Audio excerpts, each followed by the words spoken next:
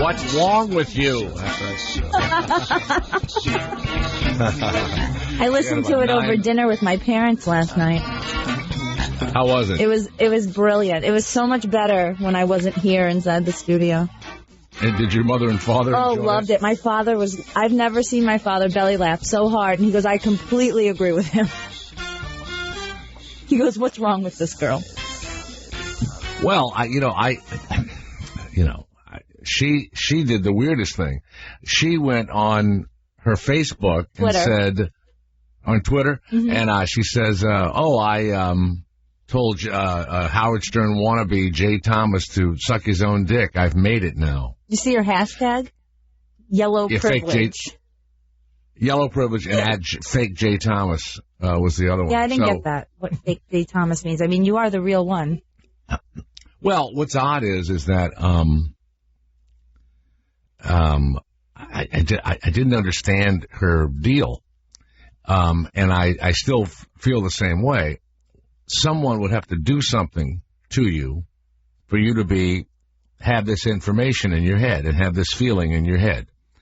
And she refused to mention, like, there are guys that hate women, right? Their mother did something to them, or they had girlfriends or a wife or a bad thing, and you meet these guys and, they're women haters or women that are man haters or whatever. Something happened to them. Black people that have had a bad situation with white people or Asians or whatever, they'd be angry. So there's got to be a seed of dissent somewhere. Well, she didn't have it, didn't want to give it to me. But what's weird is why be frightened of that? Just go ahead and say, yeah, my mom and dad were discriminated against, or I was. People were commenting on the internet, and I don't remember who it was, but they made a really good point that, you challenged her, and she was not up for the challenge. I mean, I guess it's really easy to sit at home and write a blog, but when somebody calls you out on and wants to know the real reason behind things, and she kept saying in the interview, this is an uncomfortable topic. Well, it didn't seem like you were that uncomfortable while you were writing your blog with your one-sided opinion. Yeah, I don't know. But, to me, sadly, it isn't funny. And then after a while, it's like, it's reverse racism. I mean, I wanted to say to her, I'm not that guy. I don't go out. I don't go online looking for Asian women. I'm not that guy. Garrett's not that guy. Kevin's not that guy. I mean, it's like, right here in the room, we don't have anybody that does that. It's just, it's like somebody dies of heroin, and then, everyone's you pick up the paper now, everybody's a heroin addict since Philip Seymour Hoffman died. They have arrested 4 guys. Yeah. Actually, someone coming into the room right now does do that. Does what? Seeks out Asian women. Well, I know what you're talking about. Our chief engineer, the man that keeps all of this working, satellites floating and everything else, Jake Glanz. Hi, Jake. Funniest last name in America, Jake Glanz. Mr. Gland. He's there. Hello, Jake. Are you there? By the way, those are headphones, and that's a microphone. Oh, thanks, Jay, for pointing that out to me. Yeah, turn him up a little bit. So, Jake, I know you've listened to the show off and on. Apparently, you were listening yesterday when now, I don't know what country she's from. Who? The woman that was on yesterday. Oh, yes. I'm guessing that sounds like a Chinese name. Chinese. Yeah. You're married to a Korean woman, correct? That is correct. Happily married, children, the whole deal. And did you just happen to stumble upon the show yesterday, or did someone call and say, you got to listen to this, or what? Listen, Jay. I mean, first of all, it's such a pleasure to hear you back on the air. Let me put that down first. I mean, if I had to hear another rerun, I was going to jump out the 36th floor. Right. But thanks for thinking of me and all those mentions while you were away. And, I was trying to send you good vibes to get better. Oh, you did? Yeah, absolutely. I'm absolutely perfect. Yeah, I'm good. Thank you. Thanks. So, yes, I heard... I didn't realize you listened so often. I didn't know you were, I mean, I knew you and I have been friends for a long time, and I knew you liked what I did, but I'm very flattered. And there you are. You could listen to any number of shows. I think you have those glasses that allow you to listen to every show 24 hours a day, and you have to. But yesterday, your ears must have perked up like a what's a dog from China, a Pekingese. A Pekingese. Exactly. Yeah, a Pekingese. Yeah. You could have said a dog from Korea, but there are no dogs in Korea. So there are not. Well, there are, but not for long. Well, yeah, that's right. They're made of sausage. A sausage dog. So what's the radio talk? I heard the teaser for the segment, so I did stay tuned for the teaser. I made sure I caught the segment. Yes. Yeah. So she came up, and and then you heard the battle ensue. But when you were, have you always been attracted to? And you're an Anglo-Saxon guy. Have you always been attracted to Asian women? Was it a turn on for you to see them? Well, it got me thinking about how I got this way and where it all started and when it all started. Because I have to tell you, I went through my list of girlfriends throughout my life. And I'm assured my wife is teaching right now, so she can't hear this show. And I thought, you know what? My first 4 or 5 girlfriends were all blonde. And then I had what do they call that? Like a... Epiphany? Epiphany, yes. Or a Pekingese. And I had a Chinese... Get it? Pekingese. I'm not kidding you. It's a Chinese dog. Yeah. Yes. So I had a Chinese girlfriend in college. And then it was... no turning back? I wouldn't say it was no turning back, and it wasn't like I was no longer attracted to any other female type. It just happened that one thing fell into another role, and I was like, well, while things are going good here, I might as well keep on going on this good roll, I guess. And then there was a practical nature of, that was my wild years. It's quite a while ago. Was the Chinese woman wild with you? Did you enjoy? I mean, and here's another one. I said yesterday, I think sex with white, black, Chinese, Jewish, I think in the end, it's all the same, right? And there's no difference between the nationalities. I will tell you why it's all the same. It's all the same because every person's different. That's why it's all, right? Because that, you know what? There's only one word for that. Profound. Wow. And profound and Pekingese. That's Pekingese and it's profound. And so after the first round of that trip that I took, I just went on this roll for a while, right? And Chinese roll. A Chinese roll, and then it went egg roll. You went on an egg roll for a while, and I think it went to sushi roll for a while there, and then spring roll. Did you have a Chinese, a Japanese? Have you done the whole spectrum of Asian, or just? I've been pretty much around the Asian diaspora, one would say. I would have to. I would say this. There was a practical nature to that decision because when you're young, single, wild, which it's hard to imagine I was, which No, it isn't. We're all, we know. Yeah, right. We all know. So I had that time period where I had like a decade of real decadence, more plus or minus 15 Now, did you years. have a cool apartment? Did you have a nice apartment? I had a penthouse apartment in Brooklyn. Wow. I paid $600 a month. Wow. And I had this 90-year-old black landlady who refused to rent all the other apartments in this building. It was like a 5-story brownstone to no one else other than Asian students.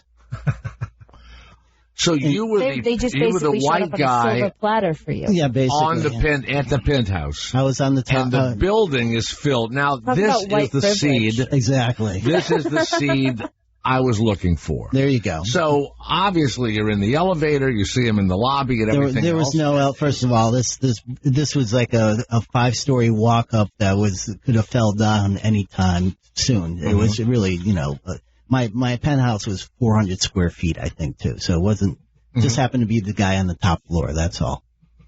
But when the Japanese stewardess moved in right below me, that I knew things were looking up for me.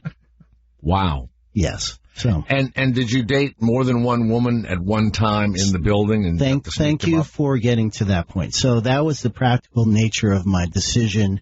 Since most Asian women, I won't say all, have a similar hair tint I didn't have to be so religious about cleaning my apartment and worry about hair being left on a pillow or somewhere else as I transitioned from one to the other over the weekend or a Thursday into a Friday. You know how it is, Jay.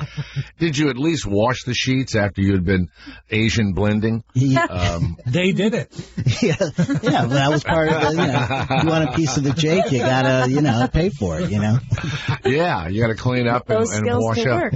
That's right. Now, was your wife one of the tenants in the building? Your current wife? No. So she came at the end, obviously, because I've been a faithful father and whatever you put in there. Since happily master, you've been a faithful master. That's right, white master for the past 10 years, and she caught me on a rebound. I was in a 5-year relationship with a married woman who I didn't know who was married at the time. And wait a minute, the woman lied to you about being married. Was she an Asian woman? Of course, yes. And now she would come if a person's married, they kind of have to go home at a certain time or be home at 7 or something or 6:30 or whatever. So how would she hide that from you for all those years? All right, so let me clarify that. She only hid that from me for about 3 months. And then, so the last. And then the other 4 years and 9 months, you were fine with it. Of course, because her husband was fine with it. It got a little creepy. He was about her husband was okay with you being her. He was cuckold that it was okay with him. Yes, I was he was 30 years older or so, maybe 35. Sure. And aside from that, he was a former CIA agent / New York City detective, always packing a gun. All my friends thought I was nuts, but I tell you that our relationship was so exciting. And so, the physical nature of it was worth the risk. It was the risk of being shot by the older ex-CIA New York City detective. That's how good the sex was. Absolutely. Without a doubt. Wow. And all my friends were discouraging me. Was there bondage involved? Did she nothing rough? Nothing heavy. Yeah, there was some of that. You were tied up, or she was tied up? We kind of exchange roles at times. I mean, there's certain things that I can't repeat even on Sirius XM. Never gonna look at you the same, Jake Glanz. I like this conversation. Is the term butt plug appropriate? No, have that in there? It wasn't, but there was definitely some weirdness. And and I have to say, some of that excitement is knowing that she would walk out the door and I had no responsibility, right? Yeah, because she was married. That's a great time. And we had an agenda. We were both going to have orgasms sometime that day, or night, or morning, whenever it was, and then we would go on for the rest of the day. And how did the husband find out about you two? I met him several times after. I think I was invited over to the house. There was discussion of can he watch, and I was totally against that notion. Oh, so she had kind of an open marriage with him back at the house. Yeah, and towards the end of the tenure of 5 years, she, she started seeing other people. This is a best-selling novel. This is a 50 Shades of Asian. Of Jake, yes. Yeah, this really is. I mean, people love these stories, and maybe your wife would be upset, but you'd write it as fiction. But man, that's a good one. I would just write it in English. And then you could add the CIA. What's that? I said I'd just write it in English, and she couldn't read it. So now your wife speaks English, right? Yes, she does. No. And so, do you speak Korean? I am. I've been studying for 5 or 6 years. I bring my kids to Korean school every weekend. Yeah. So now, among the cultures, so you've been with Japanese, Chinese, Korean. Have you been with a Vietnamese woman? Yes. Oh wow! I've actually been to Vietnam, and it's one of the most unbelievable countries to visit. It's truly amazing. And Cambodia? No, never went to Cambodia. So how would you say that the cultures are different? I mean, listen, in the United States, certainly a Southern woman from Alabama is different than a woman from Boston, right? Mm-hmm. And different from a woman from the Northwest and all that. So what would you say the cultural differences are among these different countries and cultures? All right. I base this solely not on my experiences here in the States, but my little travels around Asia. The most bizarre culture, I think, still to this day that I walked into was Japan. I mean, the contrast of ultra-modernism and the weird anime or the people that dress up in costumes. All of a sudden you see a bunch of teenagers walking around like cartoon characters in white lipstick and, in the middle of a bunch of salarymen walking to work. It's a bizarre culture. And it's also an old, it's thousands and thousands of years old, and they've got that going, plus they're ultra-modern. Yeah, I think, and compare it to the Philippines, or I should say Thailand, you see a lot more Western influence in there.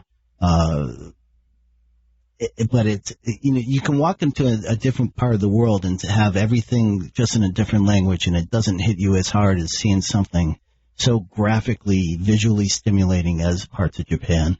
It's pretty amazing. Wow. And I have a son that's attracted to, he's a cartoonist and all that. He's attracted to anime all of his life.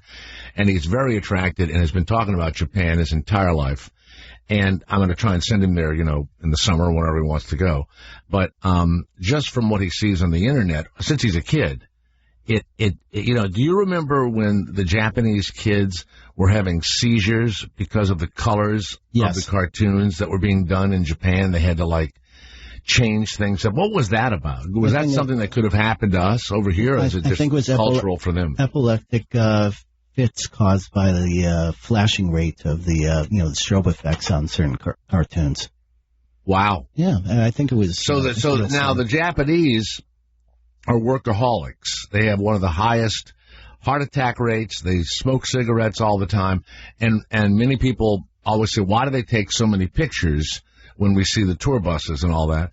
It's because they only vacation, a couple of weeks a year, and it's a big deal for them to take any relaxation at all, correct? Yeah, I believe that's still true, although, I mean, so if you want to go to, the one place in Japan, if your son's going to go there, tell him to go to Kyoto. It's truly an international treasure to behold. Kyoto. Okay. Kyoto. All right. Yeah, that's good. Better than Tokyo, or just different? Well, Tokyo's a massive city, and you get that. You go to New York, you get weirdness here too as well. So go to Kyoto. Nothing like it in the rest of the world. It would have been leveled if the clouds were not covering it when they dropped the bombs over. I think it was Nagasaki was the second choice.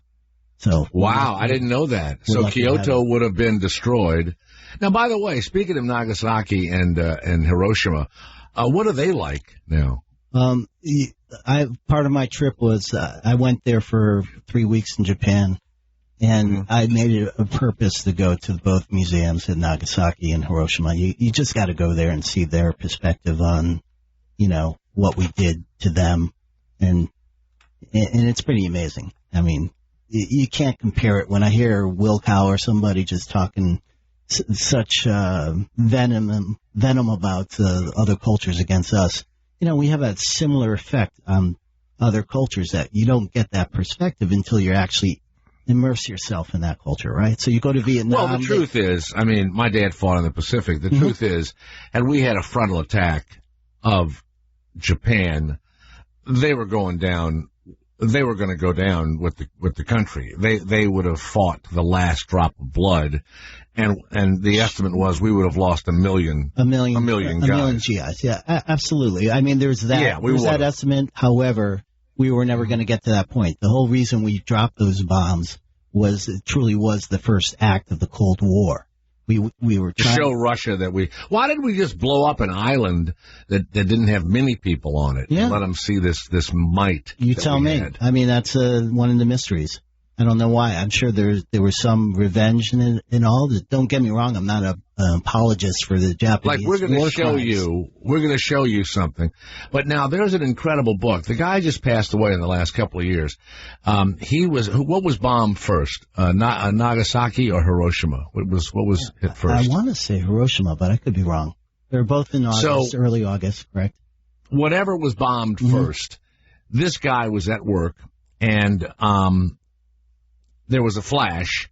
And he and a bunch of people in his office, let's say it's Nagasaki or whatever, and they hid behind a big concrete wall, and they watched as the firestorm went by them, and bodies and buildings and everything else, and the firestorm just went right by them, and they survived, like about 4 of them survived.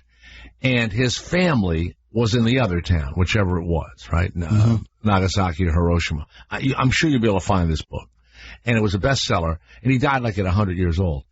He wants to get to Hiroshima and warn his family and tell people of this devastating event, because the Japanese government is not telling anybody what happened, right? And there are rumors all over the country, but they're not telling anybody what happened. He swims on bodies in the river and crosses the river from one body to the next, and dead cows and everything else, and he walks to Hiroshima. It takes him however long it takes him, and he's telling everybody about this devastation that has happened in Nagasaki. When he gets to Hiroshima, they say, we're going to arrest you if you keep saying all this. We're going to arrest you. And he tells his family what to do when they hear the flash and everything else, and sure enough, it happens. They drop the other bomb on the next town, and he lived through that one too. He lived through both of them. His family survived? I don't know. I don't know if his family made it. And I wish I knew the name of the book. It was certainly a reviewed in the New York Times and stuff. But wow! And you know what? What is that to the culture, to have a group of individuals wipe out 2 of your cities is unbelievable. So when you went there, does anybody, is there a group of individuals that hates Americans? Well, when I went to Vietnam, I always wanted to go to Vietnam since I grew up in the 60s. I'm 52 now. I always thought the war was a bad thing, the wrong thing to do. And I also, I always, on the cusp, I had to register, I was just old enough to, right. to, yeah, to you possibly, were on the edge, right. So, I was always intrigued by the whole prospect of, what was going on over there. So when I went over there, the first thing I hook up with a family that I was backpacking, and the father, the family goes to me, goes, "You American." I'm like, "Oh, here it goes. Here's the lecture. I'm going to have to apologize for all the transgressions and everything." He goes to me, "Oh, what's your problem? How come you're so small?" And I'm like, "All right, let me think about it. Why is he calling me a small person?" And I'm like, "Oh yeah, I'm short." So that's all he was talking about. And we had a laugh, and because he goes, "Oh, the rest of the Americans are so big." And there was no animosity towards Americans. They loved us. They truly believed that we screwed up, and it was really the government that, forced us into the pillage of the world. What they said was during Vietnam is that if we leave, and the domino effect is everybody's going to be communist and all that, but they also said when we leave Vietnam, they're going to kill 1 million people. And when we withdrew from Vietnam, that's exactly what they did. They actually killed people that wore glasses. They killed professors. They killed any intellectual. They killed lots of teachers, and they killed 1 million people. So and then they fought against Pol Pot in Cambodia. The Vietnamese went in there. They sure did. He was horrible too, and they overthrew Pol Pot in Cambodia. Well, I think they didn't really. But they did exactly what we said they were going to do. That's that tribal stuff. That's rough. By the way, Twice Survived is the book. The doubly atomic, what is it? The doubly atomic bomb of Hiroshima and Nagasaki, Garrett? Is that? Yeah. That doesn't even sound right, but Twice Survived. And, try and find that book. I mean, I can't imagine they're not making a movie out of that. Yeah, they've got to. So, Jay, when the communist Chinese invaded Vietnam, what happened right after the Vietnam War ended? I didn't know they did that. They invaded northern the South? Vietnam. No, they invaded North Vietnam. I didn't know that. Yeah. I thought they were allies. And you know what happened to the Chinese? They got their ass kicked. The North Vietnamese. Well, you know what? Here's another crazy one. If you look at the documentary, The Fog of War, Robert McNamara goes back, and he was basically a numbers cruncher, and he was now sorry for what he did in Vietnam and all that. He meets this 85-year-old general, and they were like, enemies and everything else. They almost get in a fist fight in the documentary. So here's Robert McNamara, who's like 90 years old, and there's the 85-year-old Vietnamese guy. They get in a big argument, and the Vietnamese guy said, look, we were having a civil war, and we didn't need you to come in there. And then he said we had to drive the Chinese out, but I didn't realize they drove them out physically. I didn't know that. Oh, absolutely. The Chinese took incredible casualties. I'm trying to think of the name of the border town, because I was actually there hiking through northern Vietnam. Wow. Well, you've done more than just go out with Asian women. You've actually immersed yourself into a number of cultures. It's amazing. I've eaten the food, Jay. It's unbelievable. I mean, it starts with Asian vagina, and it goes into this cultural education that's just unbelievable. Well, don't you think if you grew up in a fairly, I guess, homogeneous society, don't you think there's a propensity to seek out new things? I sound like Captain Kirk here, but I mean, sometimes. But I lived in a really wild, fun town, which was New Orleans. Sure. But I've never been attracted to wild women. I've always liked, my main girlfriends to be kind of, and my wife is pretty stoic too. I've seen a lot of wild, and I kind of don't want to come home to that. I mean, in New Orleans, women put up with so much shit from guys. It's unbelievable. And they can drink any guy I know under the table. And and I looked at that and went, man, I'm not, those are tigers by the tail. So, I was raised in an interesting atmosphere, which maybe when I am, but then when I went out into the world, I wanted to be kind of the wild one. I wasn't interested in wild women, And I'm not a woman yesterday. I called women people exotic, and she said, "What do you mean by exotic?" And I didn't get a chance to answer. As opposed to boring, white-skinned people is what I meant. Yeah, exotic meaning like you look at somebody. Yeah, no, you said all of that. You got a chance to explain it. Yeah, I think white-skinned people are your boring. Almond eyes, your wild almond. Yeah, I think you threw beautiful racial I understand stereotypes. The beauty. I understand the beauty. Hey, don't get me wrong. There's plenty of white, crazy guys out there that buy into this whole Asian fetish. They are. I've met these guys. I mean, they think they're getting into relationships that are where they're looking for the submissive, stereotypical, playmates, I guess. That just doesn't exist, Well, she was onto something with that, and that's a funny bit.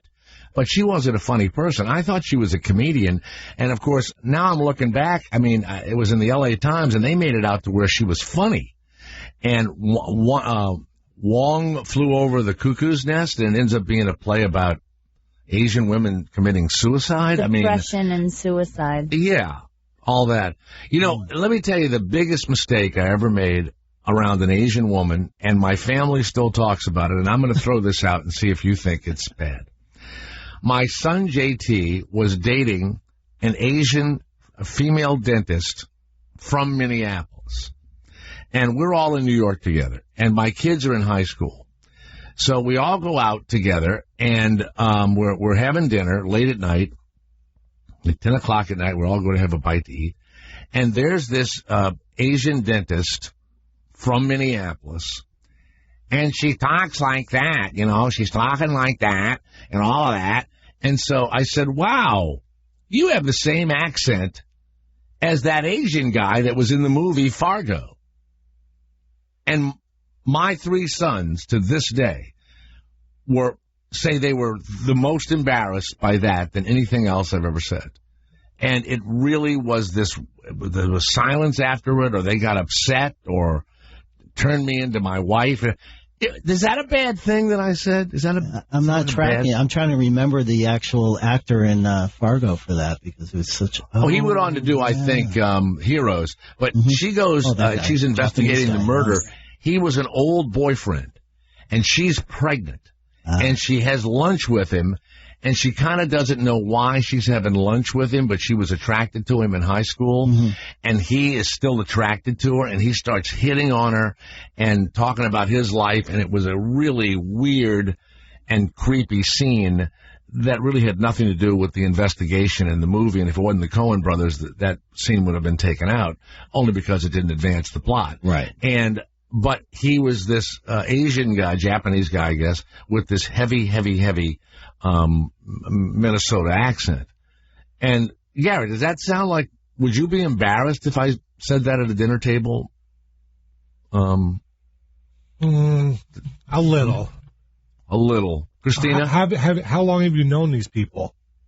Yeah, who's dinner table? You just met her? Yeah, it's kind of weird to pick on someone's accent. I wasn't picking on her. She was from Minneapolis, and she had that accent like the guy in the movie. I don't know.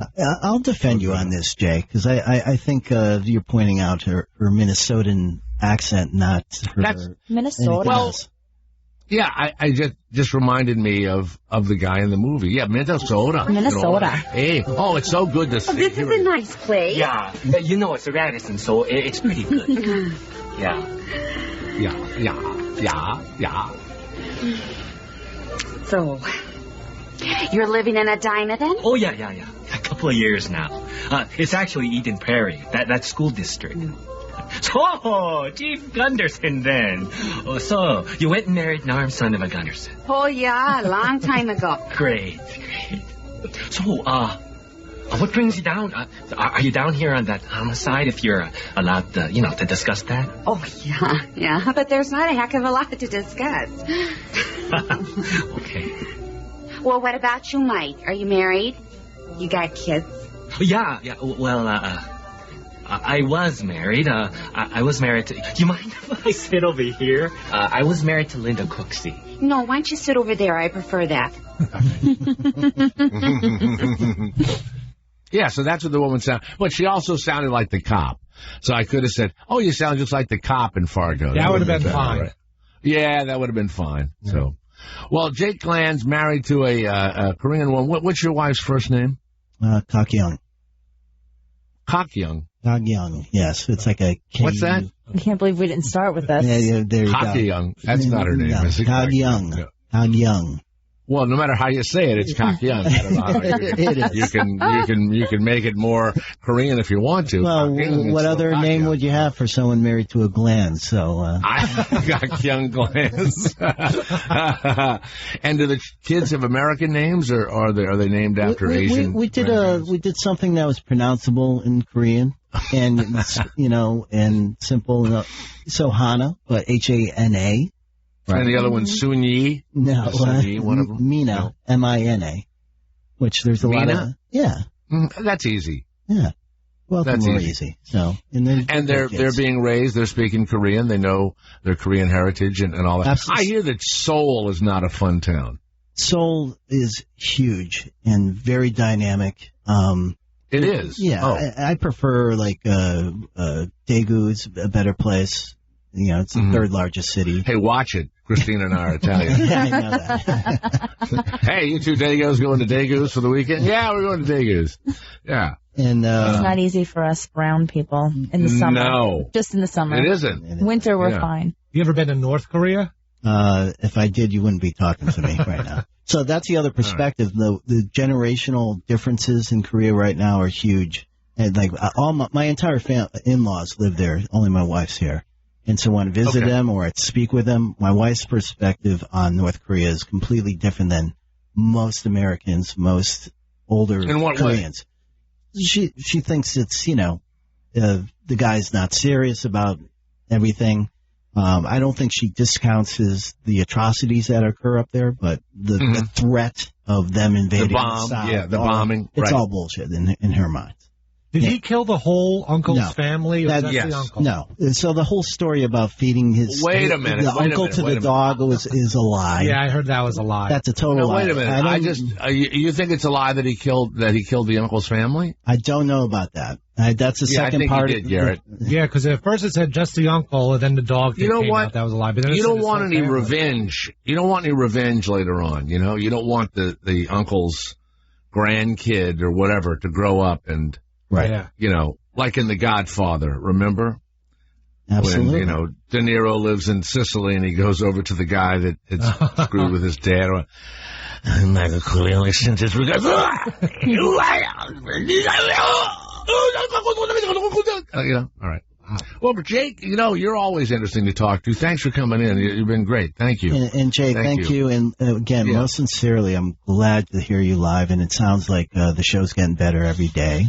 Wow, thanks. I appreciate it. Can you tell somebody upstairs? Yeah, and you know, Christina had a rough day yesterday. I felt more sympathetic. But then you took it home and listened with your mom and dad. It's kind of crazy. No, it's not crazy. When you're in the moment and you're the person that, you know, I got emails and phone calls today from her, I don't know, publicist or whoever it is. What did they say? I was anticipating that. So when you're in the moment, it's like, oh, I don't want to be the point of contact. What did they say? That was my problem. What did they say? Well, she asked for the audio of it, and don't send it. Too late. And no, you can't do that anymore. Don't do that. Okay. And they can subscribe to Sirius XM, and they can get it on demand. Okay. And, you know, she said, she sent an email saying, well, I heard that was quite an interesting interview yesterday. I didn't get a chance to hear it. And you know what you say to that? Jay had a fabulous time, and anytime she wants to come back. I said that? Yeah. I said the door is always open. You know what? Make them buy a subscription to get the interview if they want. They can get it on. Yeah, Jay, did you take her advice? I told her to suck her own dick. I can't do that. Even though I've lost a lot of weight, I still can't get my head down there. I have no interest in it right now. But I looked at it. I talked to it. All right, Jake Glanz, the chief engineer, fixes everything and make it all run. Thank you. It's the Jay Thomas Show. Stay where you are. Jesse of San Diego was in the building yesterday, and I received not yesterday, last week for. Oh, was it last week? Well, I just got these pictures. I received some sort of specialized. Oh, he was at the party. Yep. Some sort of specialized T-shirt that he had made that has a bunch of Howard emblems on it. My name is prominently displayed. We'll talk about that in a couple of minutes. Stay where you are.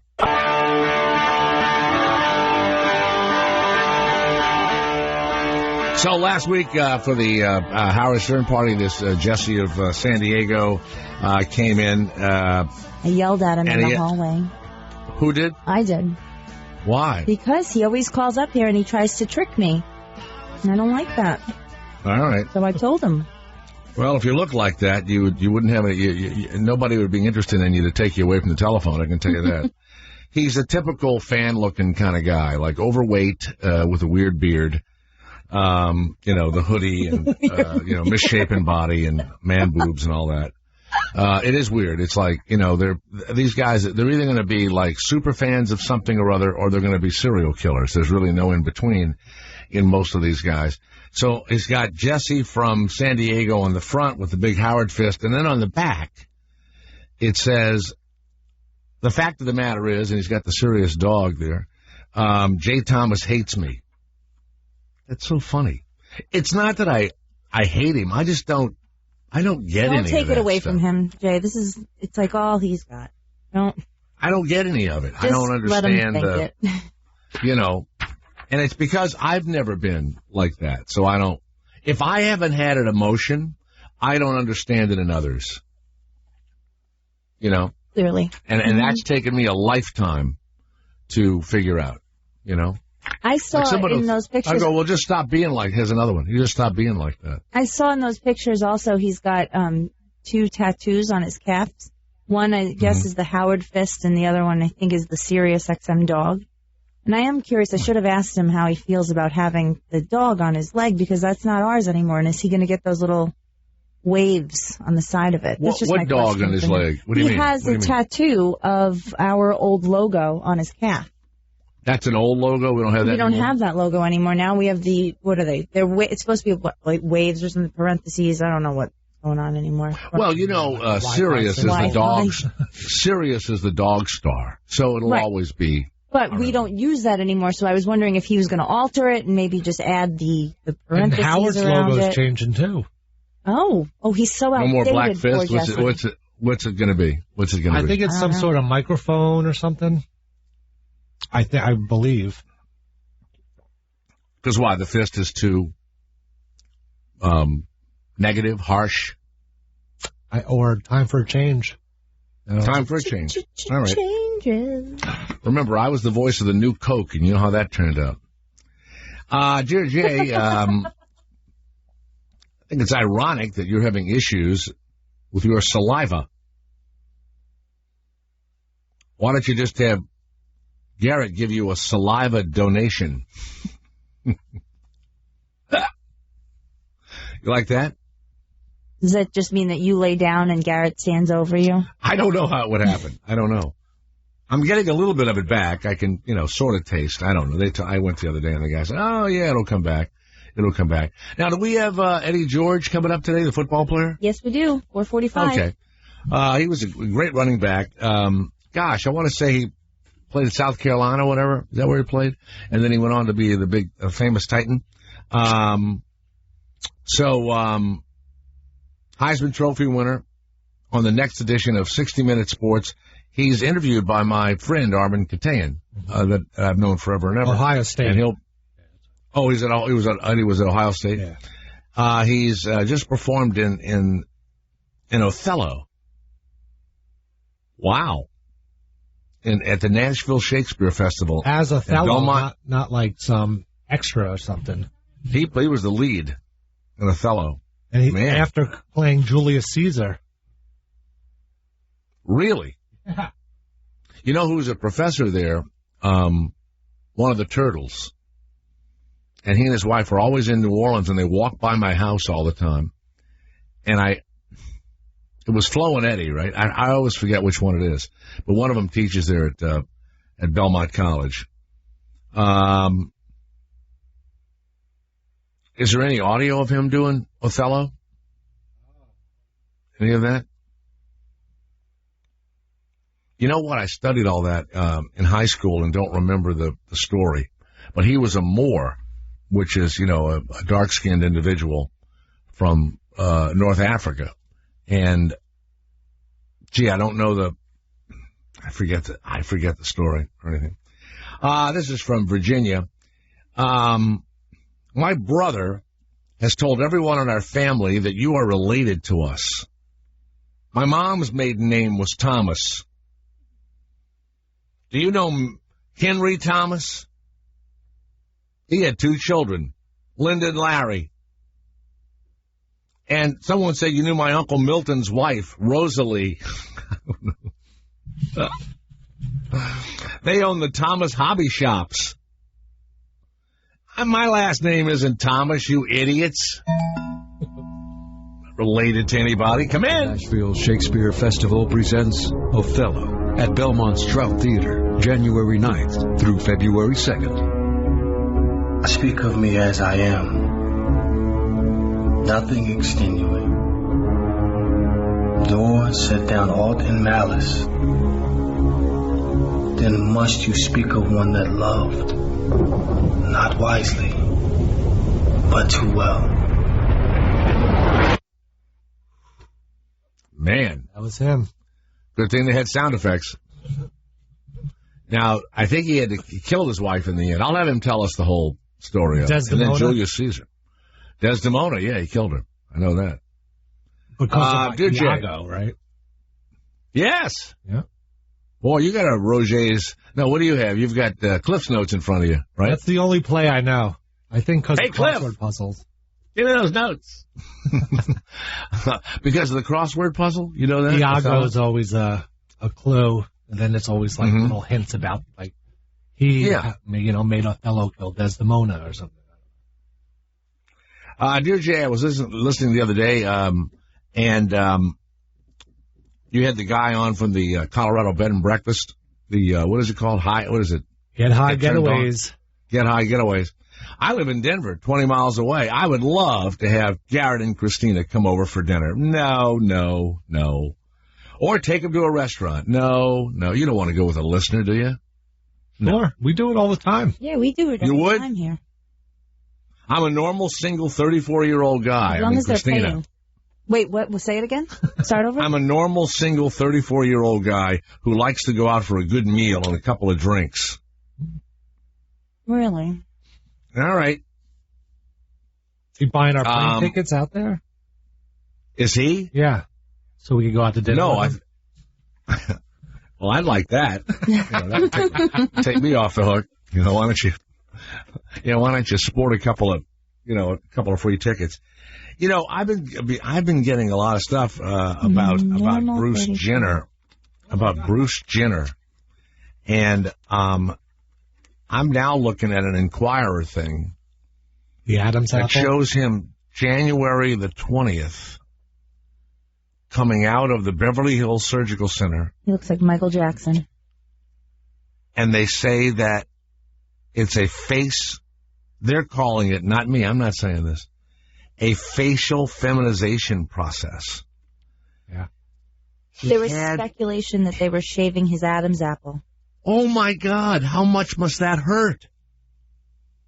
And then what's sad is they point to these boobs that are poking out of his shirt, and they say, according to our source, right, some scumbag with a camera, he had a laryngeal shave to soften his appearance, and he's begun hormone therapy, and he's developing breasts.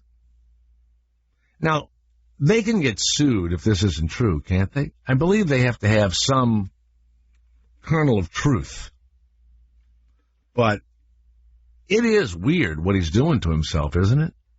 Yeah, it is. It's very strange. But I think something's got to be said, though, for the fact that, I watched their show recently, and I told myself I wasn't going to, but I fell right into the trap. And with all the problems that they're having with, I guess, Chloe is married to a crackhead, and so they're divorcing, and there's all kinds of issues there. And Kanye Who's the crackhead? Lamar Odom. Basketball player. Well, that's why, he was... They're accusing him of being a crackhead? They aren't accusing him. It's real. And then Kanye doesn't want anything to do with the cameras and the reality show, and he wants to keep his daughter out of it, so Kim is, making herself less and less. And I noticed on the show that they're very much focusing on Chris and Bruce. Yes. Like they're trying to divert everybody's attention. Well, they're not divorced. They're just separated, and they live separately, but they haven't, I think there's a problem with prenups and stuff. I don't know if that, I guess he stands to lose or to gain all of her money or something. I'm not sure. But, so yeah, I noticed that they're turning the attention onto the parents and then the two younger girls the most. So, I don't know. I mean, it's just part of the storyline, I think. Well, you can't believe the Inquirer, obviously. Right. But it says that picture came up everywhere, not just the Inquirer. No, he definitely was coming out of a hospital and walking over to the recovery room or whatever. Why they don't walk him down a hall by himself, I don't know. But anyway, and he does look like a girl. But that could just be bad. He looks like MJ, like Michael Jackson. An insider says Bruce is finally doing what he wants to do. He knows he'll be the butt of a ton of jokes, but he's tired of living his life to make other people happy. He says he may not get breast implants because he doesn't want to embarrass his daughters. He'll look more like himself in public, but he'll know that he has female genitalia underneath his clothes. Oh, my God. Now that, of course, takes the onus off of the Inquirer because they're not saying he's going to become a woman. They're just going to speculate that he has female genitalia under his clothing. But that's weird. I just think he just had bad plastic surgery. But I don't know. Maybe, listen, there have been a lot of, a lot of people that have done this. Man, it must be unbelievable but you know what? For me, the pain of it, I'll stay who I am. I don't like when they prick your finger to get blood out of your finger, you know. Yeah, I cringe when they have to take blood or any kind of process. I mean, I'm 10 times more frightened of what I think is going to happen than what really happens. I have this weird fear that if I go in for anything that is not prescribed to me, like if it's not that I have to, that I'm going to die on the table. Right. So I feel like, I don't want to tempt fate. And so, like, everybody's talking about, like, a lot of my girlfriends now are starting to talk about, like, would I ever get Botox and all that kind of stuff. Like, I just feel like something terrible is going to get injected into my skin and I'm going to die right then. I don't think Botox can kill you. Well, I don't know. I'm just afraid it makes you not have emotions in your face. It makes your face. You wouldn't be able to tell if I was dying if it happened. No, I worked with Annie Potts when it was first starting, and she had some, just to see what it was like, had some Botox shots. And she said, I'm not going to do them anymore because I saw myself on camera and I don't have, my face doesn't show any emotion. Because what it does is it's botulism. It's whatever that, botulism is from, it's food poisoning, basically. And they have, it's dead botulism cells or whatever, and it gets in there and it paralyzes the facial cells. And so that's how, then the wrinkles relax. That's what it does. And it only lasts like a couple of months or something like that. Hey, here's another fun thing. They're shooting dogs in the streets of Sochi. There's nothing fun about that. They're shooting them. Apparently there are wild dogs everywhere. Well, it sounds like the worst place on the face of the earth, okay? The toilets, they say don't flush toilet paper down the toilet. You have to throw your used toilet paper in the waste bin in your bathroom. Ugh. Oh, my God. And, it's an ocean-side town that doesn't get a lot of snow. And, all of the sewage is going right out there to the beach. I would never swim at the beach in Sochi come summertime. No way. None whatsoever. And then no telling what's going to happen. There's going to be gay protests. There's going to be terrorist bombers and everything else. Oh, man. I may watch it because of all of that. I don't know. But the shooting of the dogs, they're shooting like hundreds of them on a daily basis. Just driving around in dog shooting cars.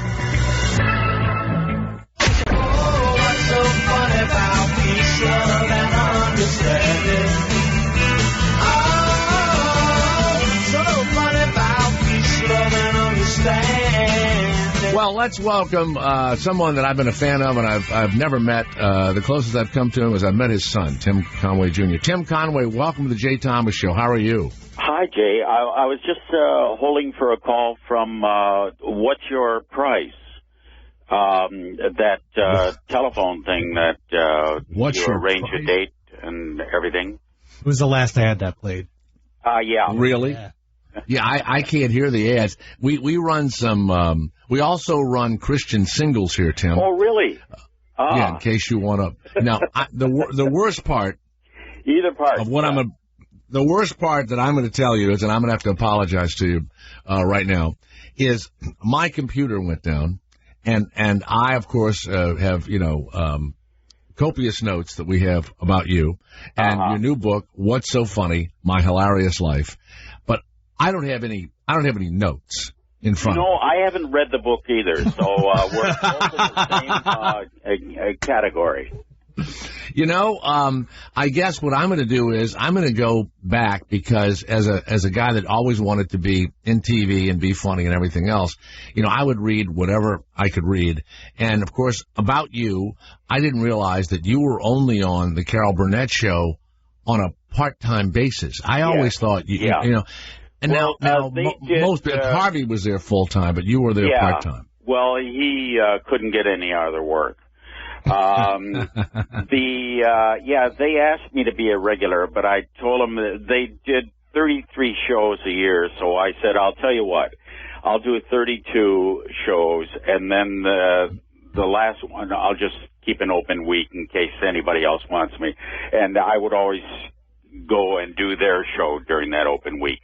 So I guess I was on for 33 shows. Yeah, but, and then Harvey Korman, I was surprised to read. Never liked him. Yeah. I was surprised to read that he would go through these emotional kind of, I don't know if this is in your book or not, these emotional breakdowns and was kind of a difficult guy, and yet he's a hysterically funny guy, and you made him laugh, constantly. What was your personal? I mean, did you guys? A lot of people don't hang out, but did you hang out with Harvey Korman after the show? Because he was very serious, and I don't have a serious bone in my body, so I used to torture him, and he would steal clothes from wardrobe on shows, and I would point it out to people when we went to parties and things. I said, "You know where he got that jacket?" So he wasn't very comfortable around me, but he was a great guy. He really was, and I miss him terribly. Now, your son's a radio announcer still in L.A., right? Is he at is he at KFI or KABC? Yes, he is. Yeah. Which station? Do you know? KFI. Which station? KFI. I mean, did your son feel as though he was raised in the shadow of somebody so funny that he couldn't compete? Did you ever? That he couldn't get another job mowing lawns. Right. No, I never forced it on him, and he kind of picked his way through several jobs and ended up on radio. Yeah, and I mean, and it's kind of it's general talk. I live in Santa Barbara. When I'm in L.A., I listen to all the talk stations. Mm-hmm. What's so funny? My Hilarious Life and Tim Conway. Now, do you talk about the golf parody that you did? Dorf on golf. Yeah. Yes. Do you talk about? Yeah. I can't remember. As I say, I haven't read the book, but I'm. Oh, come on. No, come on. The Dorf on Golf, you were either, I don't know, were you buried? Yes, they buried me. You were about 2 as a matter of fact, they buried me in the ground all over this, pretty much. And we were doing a thing at a golf course one time, and they had me buried in the ground with my shoes on. And a dog came out of the woods and came over and took a leak on me. I guess he thought I was a fire hydrant or something. So. Oh, now, could you really play? Were you a golfer? Yes. Well, I played with Harvey, so there wasn't a lot of golf, serious golf played. But right. Yeah, I was excellent. You've never seen me play, have you? No, I've never seen you play. No, I was excellent. I've never even. Then. Never even been to a tournament. Harvey, myself, and whoever wanted to join us. Nobody ever wanted to join us, so we played by ourselves. I remember an interview once, and I think it was Harvey Korman, and somebody asked him about Saturday Night Live, and he said, I can't believe they never ever laugh at each other. That they never crack up. And then I think somebody from Saturday Night Live, shot back over his bow and said, well, we're deep into our characters, and we think that if you laugh in the middle of a sitcom or a variety show or whatever, but we waited for you to make Harvey laugh. Can you remember? So did I. And by the way, you and I have no idea what's in the book, so this is a great interview. What's So Funny? My Hilarious Life by Tim Conway. So whatever I'm asking Tim, it's like a trailer. These scenes may not actually be in the book or in the film about his life. Yeah. What do you remember doing, maybe even the first time that you walk out? These are highly rehearsed shows. You've got Carol Burnett there. You've got Harvey Korman. They're highly rehearsed. And what would you pull on him? Do you remember one or two times you pulled something that came out of nowhere? And the other question is, did it make you nervous to do that? Well, no, I never got nervous. I never wanted to be in this business. I was actually started out to be a jockey. So I really had no intentions of getting into show business. But when I did, I treated it as a second job, actually. And as far as making people laugh, I just would look at Harvey, and he knew that I was thinking something besides about the sketch. So would go south in a hurry. Yeah. But do you remember going off book away from the script? Do you remember a specific time when you just left it and said something? I mean, I know Carol laughed at you too, but Harvey really laughed. Do you or just, I know the costumes would fall off, the mustaches would, go. Well, he went through a long introduction to me one time and gave a lot of credits and everything, and I was just staring at him, and I said, when he got through, I said, "Where did you get those clothes? Did you steal them? Really, seriously?" Because none of those things that you're wearing fit. And I did a whole thing on his wardrobe, and he just fell apart and never got it back together again. So I remember you from McHale's Navy. You played the new ensign. You were the ensign that came up, and you worked with Ernest Borgnine, who wasn't known to be a funny guy, but a great actor. Right? Yes. Right. And was he fun to work with? Or, I mean, we knew him here. Ernest used to do radio shows and died at 99 years old. And his big line was, he said it on national TV, but he would say it to us. We would say, "Ernest, what is the secret to your longevity?" And he would say, "I masturbate a lot." Did you know this, Tim? He would say it during interviews. And we would all die laughing at the 90-something-year-old guy saying it. Did he ever masturbate during McHale's Navy? Yeah, we had to stop a lot of times when we were shooting a movie, and he would go into his trailer, and he always came out with a smile, so I assumed that was what he was doing, Yeah. Now, you played a bumbling guy, and you have to go back to TV Land or a lot of or Retro TV and all this, and you'll see McHale's Navy, and Tim is hysterically funny, and I loved watching him. Were you afraid, like Gilligan or a lot of people, Bob Denver, that you were going to be typecast as the bumbling, silly, funny guy? Did you ever worry about what your image was going to be? No, I never did. And as I say, I really wasn't necessarily trying to be in this business. So I was always looking for a chance to ride horses. Now, were you kidding? Did you No, did you I really was. My dad trained horses in Cleveland, and I used to exercise them. And I thought that would be a good, thrilling sport to be in, and a good way to make a living. But it is a very dangerous sport, as I found out on several occasions. But I really didn't care about what people thought, as a matter of fact, I never read a review on myself. As a matter of fact, I still haven't read a review on myself, so I have no idea what people think. What's so funny is, I know. What's so funny is Tim Conway's book, My Hilarious Life, and I assume, without ever having read the book or seeing the book, and without reading even the fly cover, I assume that it's about your life, starting as wanting to be a jockey, then getting into show business, and then going through the Carol Burnett show and McHale's Navy and the golf stuff and everything else. Now, I'm from New Orleans, Louisiana. Do you know the fairgrounds there? Oh, yes. Yeah. And a buddy of mine's family, the 2 or 3 of the kids out of the 6 kids were trainers and everything else. And we would go to his house, which was literally, you could see the stretch from his house of the fairgrounds. And we would go there quite a bit. And you would bring your mother or your grandmother on Thanksgiving to the fairgrounds. And the food was delicious and gumbo and all. And it's hard to believe, but we would bring our grandparents to the fairgrounds and have a great time. I can remember going down on the rail at one of the turns. And when those horses come around that turn, there is screaming and cursing and whips are being... Really, when you said it was dangerous, first of all, these guys weigh like 95 to 115 or 20 pounds tops, right?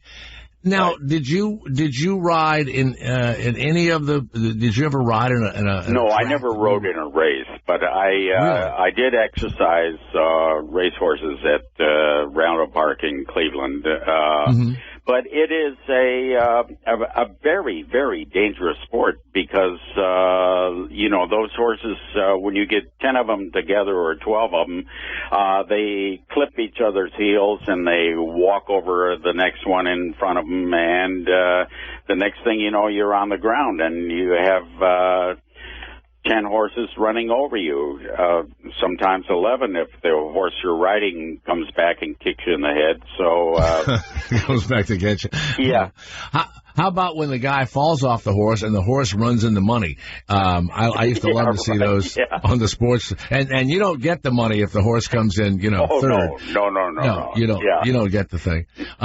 A terrible thing happened. They had Jay Thomas Day at Hollywood Park many years ago when I was a disc jockey. And I bring my mother, and we all go down to the park. We have a great time. 2 horses had to be put down that day. Yes. Oh, it was terrible. Bad. And they would pull up a big cart, right, a truck. Right. And they would put a screen over the downed horse. Right. And eliminate it on the other side and then carry it away. That was maybe the last day I went to the racetrack. Do you think horse racing now, as you've gotten older, do you think it's one of those things that, like they're talking about football and head injuries, and do you think horses are treated badly, and do you think it's not? No, racehorses are not treated badly. As a matter of fact, they're probably the best treated horses in the business because you have to keep them sound and you have to keep them fed and you have to keep them in conditioning, and so they're pretty well protected there. Yeah, okay. And also, do they know they're racing? Do they know they're in a race? I believe they do, yes. Yeah. Because they say they're not bright. They're not bright. Right. Yeah. That's true. They're dumb. And you can't sit on the couch with any one of them and or tell them one to jump in the back of a car, you're going down to get a loaf of bread, So it's not like a dog or anything like that. So, but people do acquaint themselves with horses, and the horses begin to know who's going to show up with a carrot in the stall and things of that nature. But so they're not stupid by any means. So how did you go from being a horse walker, a horse trainer, to being an actor? Did you start as a stand-up comic? I started, just bought a joke book and copied down about 24 jokes and stood up and recited them. And people laughed and they said, so you're going to be a comic? And I said, okay. And the next thing I know, there you are, Wow. Was your dad funny or your mom funny? I mean, where'd you get it from? My dad was Irish. My mother was Romanian, and they spoke in their native tongues, and so I never really understood either one of them. Now, the phones have lit up, and I'm going to open the phones. I want to warn you, the questions may not have anything to do with you, Tim Conway, but we'll answer them anyway. It doesn't matter.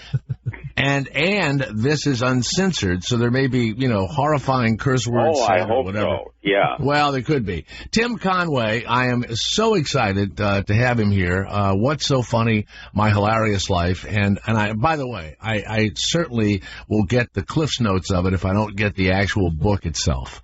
And when you get through reading it, send it to me so I can read it. Yeah. Yeah. So we'll both. And let's go to Mike of Chicago. Mike, Tim Conway is our guest. What's your question? I just an honor to talk to you. He's a funny fuck. How did he get? Tim, did you hear that? Tim, did you hear that? You're a funny fuck. I don't know if you heard that. Yeah. Well, when I was didn't take long, did it, Tim? Didn't take long. Yeah, go ahead. Well, thank you, Mike. Are you Father Mike? Pardon me? Or you're Father Mike, aren't you? Yeah. Go ahead, yes, Mike. When I was a little boy, I used to watch the Carol Burnett show when my dad watched it, and I used to sit there and laugh my ass off with Mrs. Wiggins. You move like the wind, a whoosh. Can you do that? I imagine they're going to have you on every day. Yeah, Mike, thank you. No, don't ask Tim to redo stuff, please. Let's go to Winnipeg, where after they say fuck, they go A. Let's go to Rich of Winnipeg. Tim Conway is here. Go ahead. Hey, Jay, how's it going? Fuck, eh? Oh, good. Good. Yeah. Tim, I just want to tell you, I loved your Dorf on Golf. That was the funniest films I've ever seen in my entire life, eh? Yeah, when we were doing that, they buried me on a fairway one time, and I was the only guy out there, and the camera was quite a ways down at the other end, and so a dog came out of the woods and took a leak on me. So I evidently thought I was a fire hydrant or something. Yeah. Now, this is a story that you seem to. This really is stuck into your mind. The dog pissing on you.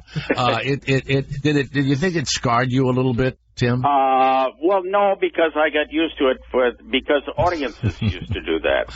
Yeah, all right. What golf course would let you dig holes in their course? Yeah, right. In the fairway, they didn't care. They didn't care. Yeah, and then they just push it back up. Sure. Yeah. Scott of Kentucky, Jay Thomas here. What's So Funny? My Hilarious Life by Tim Conway. He's with us right now. Scott, go ahead. Yes, Mr. Conway, it's a pleasure. Probably one of the best comedy routines ever gone down is the when you did Harvey Korman with the dentist and the Novocaine. Well, how much of that was scripted versus how much was just done on the fly? Very little scripted, and Harvey always prided himself on not breaking up during a sketch. So that was the one sketch that I really targeted Harvey as to break him up. And as a matter of fact, he wet his pants during that sketch. And if you look at it very closely, you can tell that. Thank you, sir. Oh, now, Tim, you know, Bob Newhart has been here, and I know that he's pals with, Jesus, my brain's gone now. Yeah, well, and so is his pal. Yeah. What's amazing to me when I think about all of you guys, and you were a pretty small group, who were your pals that you would hang with when you guys would go out? I think Newhart has to go to the top of the list. Or we still and Rickles, he would hang with Rickles all the time. Rickles, yeah. As a matter of fact, he just came out of the hospital. He had some kind of an infection from a splinter he got or something. So I'll have to call him and see if he's okay. When you guys would go out, I mean, you know I fool around with my friends and all, but I'm not hanging with a group of world famous comics. Not that you were ever trying to outdo each other, but who would be the funniest guy just sitting around the table or in the living room? Who did you, or was it you? Well, I think Johnny Winters was about as funny as you get. I mean, this man was obviously insane and should have been committed. But he would say the weirdest things. And but when Winters and I would get together with Rickles, and it was just one thing after another. And I've never seen Bob pick up a check. So Bob Newhart never picked it. Well, Jonathan Winters lived here here in Santa Barbara and died, this last year in Santa Barbara. Yeah. And I was getting my car fixed at a car dealership. And so here comes Jonathan Winters. And we're in the waiting room together.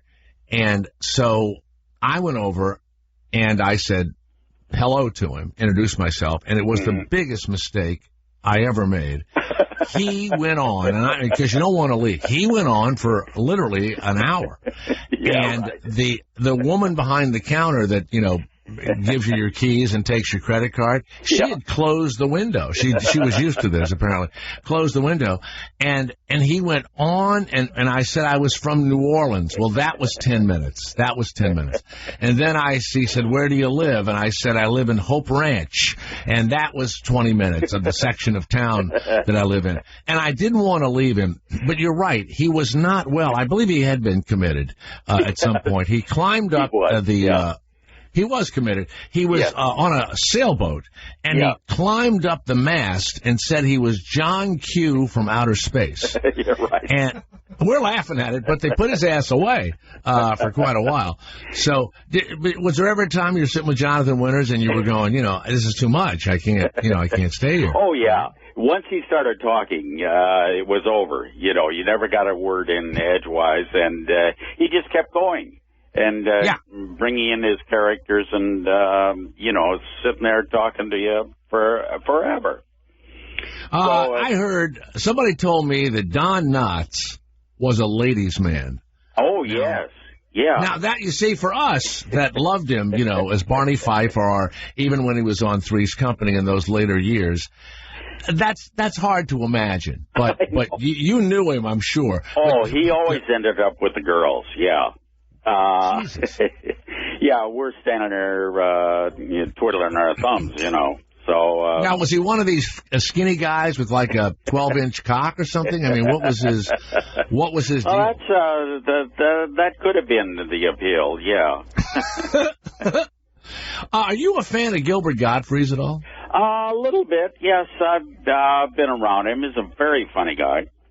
You remind me of him a little bit, I would say, the style. What's So Funny? My Hilarious Life by Tim Conway. Tim, did you write it yourself? Did you have a ghostwriter? I mean, how did it go? I have a ghost who helps me, but no, I wrote it by myself, yeah. That's why there are no two-syllable words in there. It's not really it's almost like a first-grade reader. So it's easy. My audience will love it. Yes. Tim, thank you very much. And except for that one time at the golf course, has a dog ever urinated on you again, or a horse or any other animal? My wife has, but no, Your wife dog has urinated on you. All right. Yeah. Well, this has been just great. Tim Conway, my What's So Funny, My Hilarious Life. I probably couldn't have done any better with notes or if I'd read the book, but I definitely will. Well, if you ever read the book, call me back. Now, who do you want to play you in the movie if they make a deal? Who do you want? Lauren Bacall. There you go. Ladies and gentlemen, I believe she's dead, but that'll be fun to pull her back up again. Doesn't matter. The great Tim Conway, What's So Funny, My Hilarious Life. I'm sure Amazon has it and great bookstores everywhere. Tim, thanks so very much. Thank you, Jay. Okay, buddy. Wow. That was fun. Stay where you are. We'll be right back.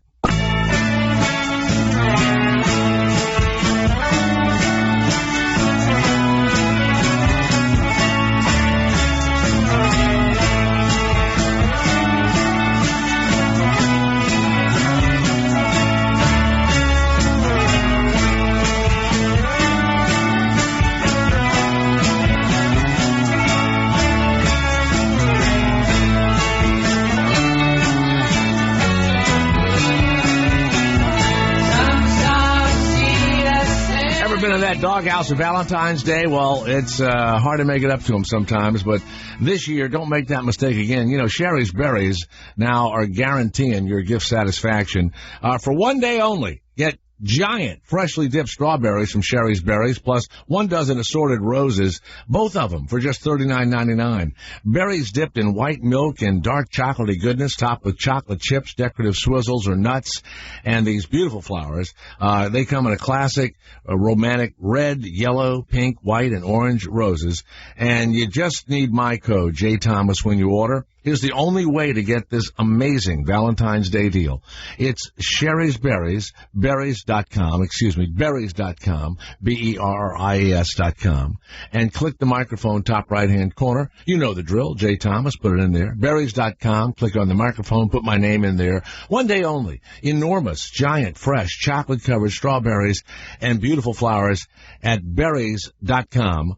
The code is J. Thomas. Valentine's Day is, what? 8 days away, is that it? Yeah. Yep. So order right away, and you'll love all this stuff. And she or he, there you go. Mm-hmm. Yeah, you can have your same-sex partner too. Hurry, it's one day only. All right. Let's go to Justin of Florida.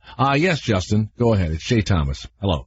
Yes, Jay. I got a question about what's going on in Russia and their laws against the gays when they're holding the Olympics and they're going to have the two-man luge. Yeah, what you mean you think that's that? Well, yeah, come on. Well, the two men are on top of each. Two men are. You know, aren't those things just they're like a bullet, and you're just, let go, and it's. They steer. It's like, one guy steers, and there's a breakdown. What does the other guy do? Oh, the luge one? One guy steers, the other guy's just there for the ride. Wait a minute, though. The Jamaican bobsled team is because they're really fast, and they can... Well, they're not really fast. They're a bobsled team. There's 5 of them. The two-man luge is 2 guys dressed up in little leotards laying on top of one another going down a track. You only run for 50 feet, maybe, in the bobsled? Sounds like a party to me. No, and you go further. Sweet loving the rest of the way down the track. Yeah. Well, Justin, you're not Olympic material. Right? You're Olympic material. Yeah. Now, speaking of that, CNN had, months ago, as you can imagine, had asked for 11 hotel rooms. And they are tweeting, right, Christina? They're telling everybody they have one hotel room, and they've got their entire crew in one room, and none of the hotels are ready. And if you go online, will you see these pictures that you sent me, Christina, of the You'll hotel see them. They're torn things, apart. They're things that people are journalists and people that are going to cover the Olympics are tweeting their accommodations once they get in. So you'll see them if you go on Twitter. This particular article is from PerezHilton.com. They also say you will hear gunshots ringing out as they are murdering the dogs in the streets. They have running water that is pea yellow, and it's not what they call potable, drinkable. And the stray dogs are mercilessly being murdered for the games. Construction workers are everywhere. They spent $51 billion. But remember, this is still a society made up of bribes and of kickbacks, and it's still, it's pretty close to what it was like when it was, under communist rule. Harry Reiki. He's from CNN. Harry Reiki from CNN. Mm-hmm. He's the one that's, is he an announcer? Harry Reiki? Probably. Still waiting for preparations on a hotel room to finish, hoping that their origami folding toilet roll, it looks like that's what they're putting on the roof of my hotel. Water main break. No water at our hotel. Could take a while to fix it. I have a room, no heat or internet, and it has a single bed. Wow. Miss you, hot water in my hotel. You were great. Oh, wow. Did you see And they say, now they haven't started with the food yet. Hold on. Oh, there's a picture of the water. God bless. People have asked me what surprised me the most here in Sochi. It's this without question, and it's a sign that says, please do not flush toilet paper down the toilet. Put it in the bin provided. Man. Can you imagine you have to wipe your tushy and then just throw it in an open bin? If you go down further, now you have the shut-ins at their computers who are commenting. It baffles me that these so-called reporters are commenting on their hotel rooms and just passing by the slaughter of stray dogs. They're complaining about their rooms. How do you think the dogs feel? Cruel and heartless murder of poor dogs. Jesus. For those of you asking, when there's no lobby in your hotel, you go to the owner's bedroom to check in. The reporters are so pissed. They sound like a bunch of girly men to me. And by the way, leave the Russian children alone. Oh, God. Whoa. What is that? I can't wait till these reporters try and get a pita burger over there. What does that mean? Like a veggie burger or something? I don't know what they're talking about. I don't know. It's liberal Democrats that keep pushing these negative stories. This is just another left-wing press conspiracy about how bad things are over there. Why don't you start talking about Obamacare while you're at it? What is that? You know, I mean, listen, whoever makes a comment on the internet, someone brings up Obamacare. No matter what the comment is, it's always Obamacare. Unbelievable. Also, they arrested these 4 guys in the Philip Seymour Hoffman problem because they had Philip Seymour Hoffman's cell phone in their phone, and they were known drug doers, right? But they don't know if any of them sold him the drugs. What did they arrest them for? Oh, they had coke when they went into the apartments. Yeah, they went through his phone, I guess. And they found people in the phone, and then they tracked them. And they're going to go through until they... Now, the guy wanted to be a heroin addict. Now, of course, you want to, bust the guy that sold him and all that stuff. But they're doing a dragnet back there. They're doing this. They want to be able to say that they caught and, prosecuted this, this murder. Carol O'Connor's son died of an overdose also. And I believe he found or knew who the drug dealer was. And I think went after him himself, at personal risk. I know. A buddy of mine did a TV show in Russia, I don't know, about 10, 12 years ago or something. And when they got there, they were supposed to shoot at a outdoor restaurant. And the hour arrives, and you got to pay everybody, and everybody's, getting a handout, and then you have to use their crew. It's almost like a Teamster kind of a deal. It's almost like the Sopranos thing. Not that the Sopranos and the Teamsters are the same thing.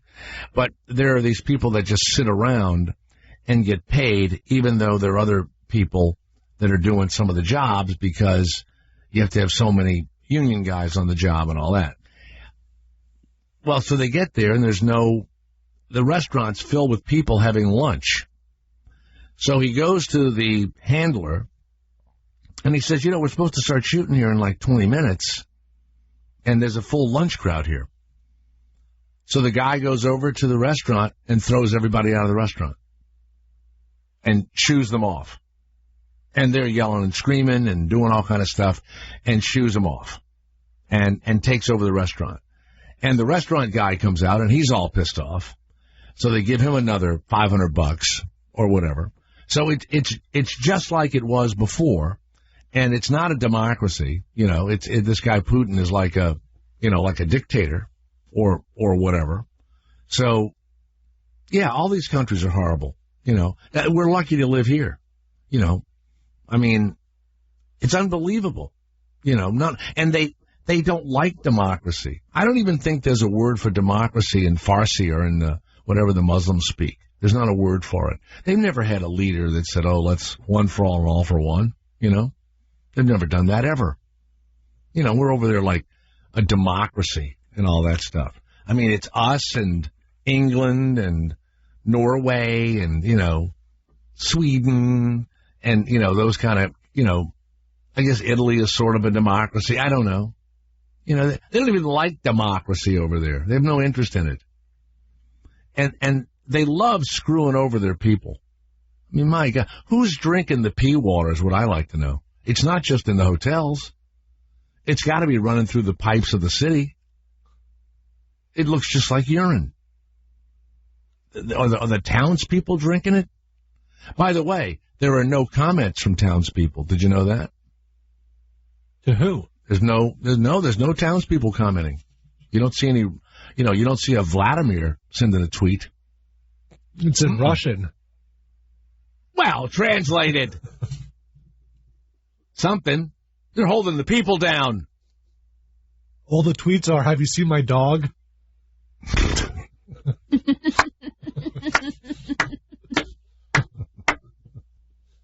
One of the tweets is hashtag here's Spike. Oh, boy. I tell you what, if I had a dog in Sochi, I would keep it inside and let it just piss on Tim Conway, where he would never go outside.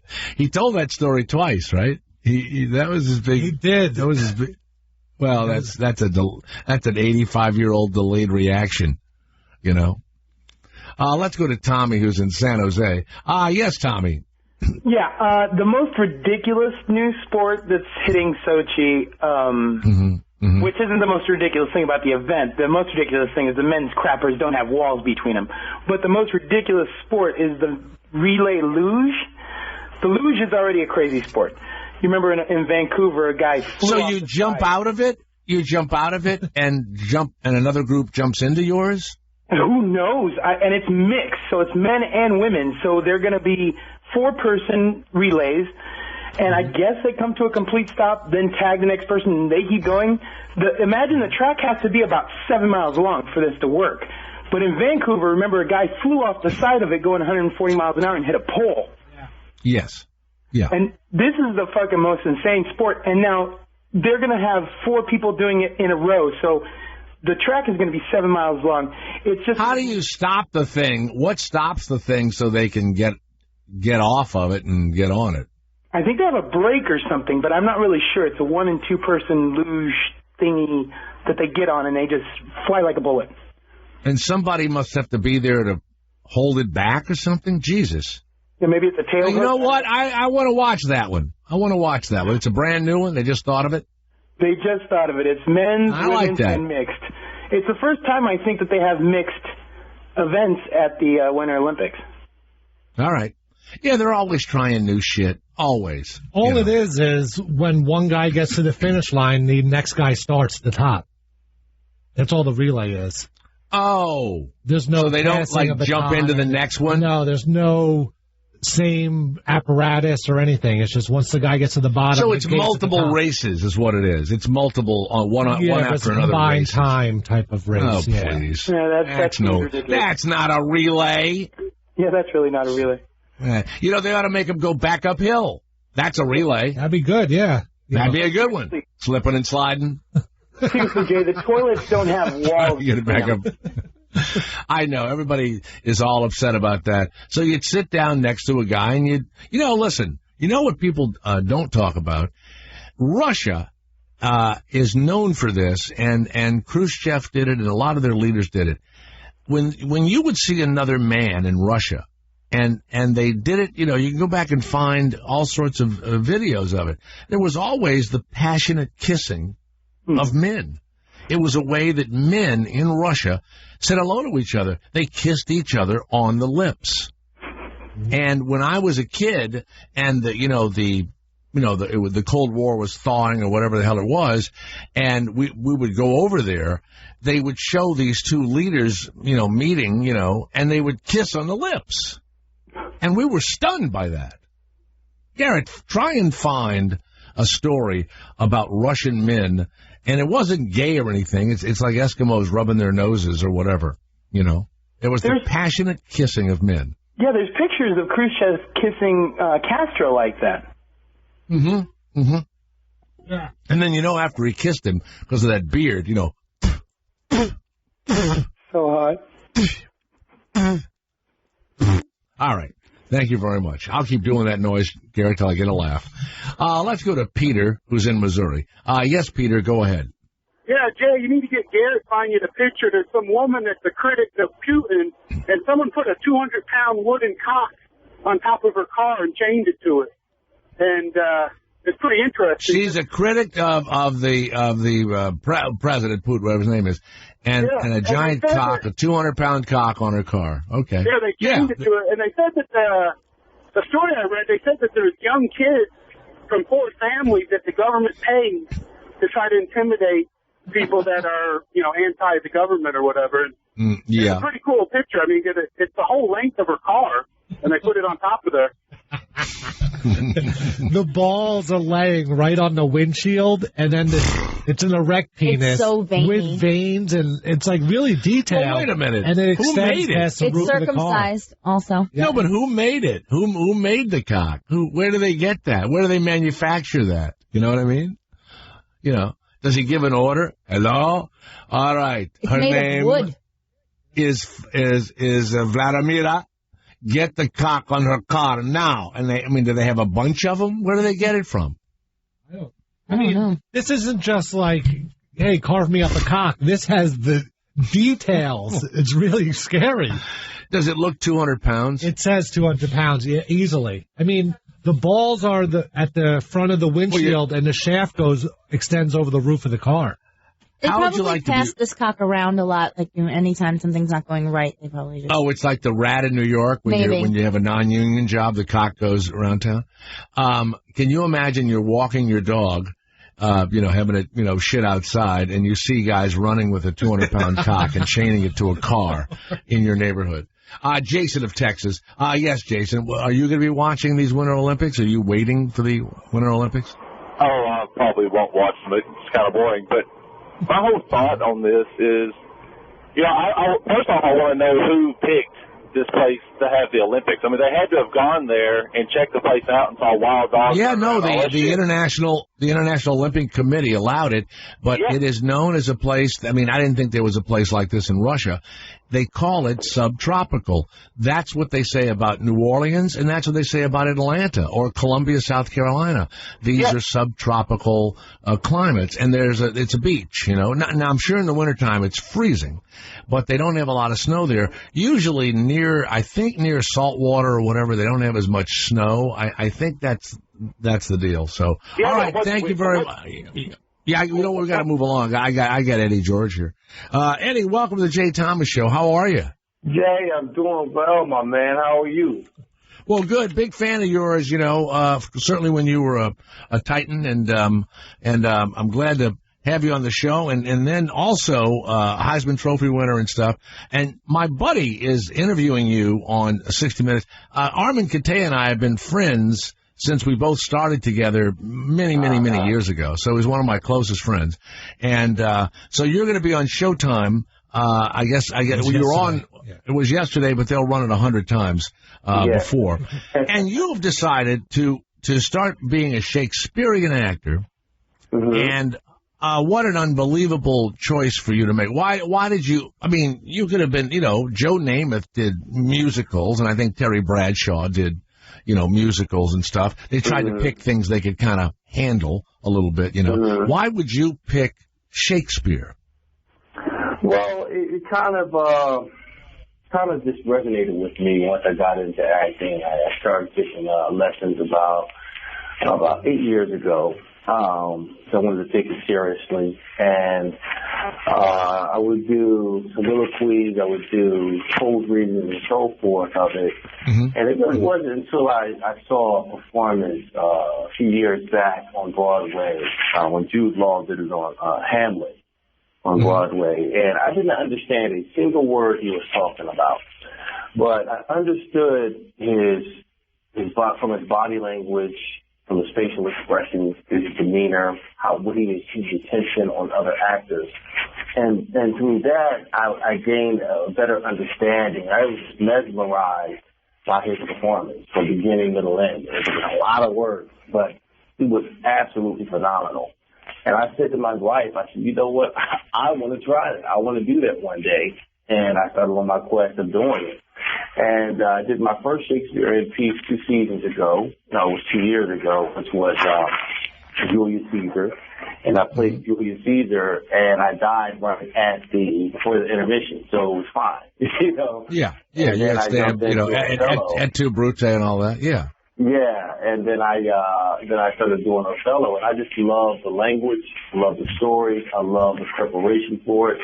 It really puts me in an uncomfortable place where I want to be comfortable, and I seek to be comfortable in that environment, speaking those words, becoming the character, because it truly stretches you, and you're forced to go places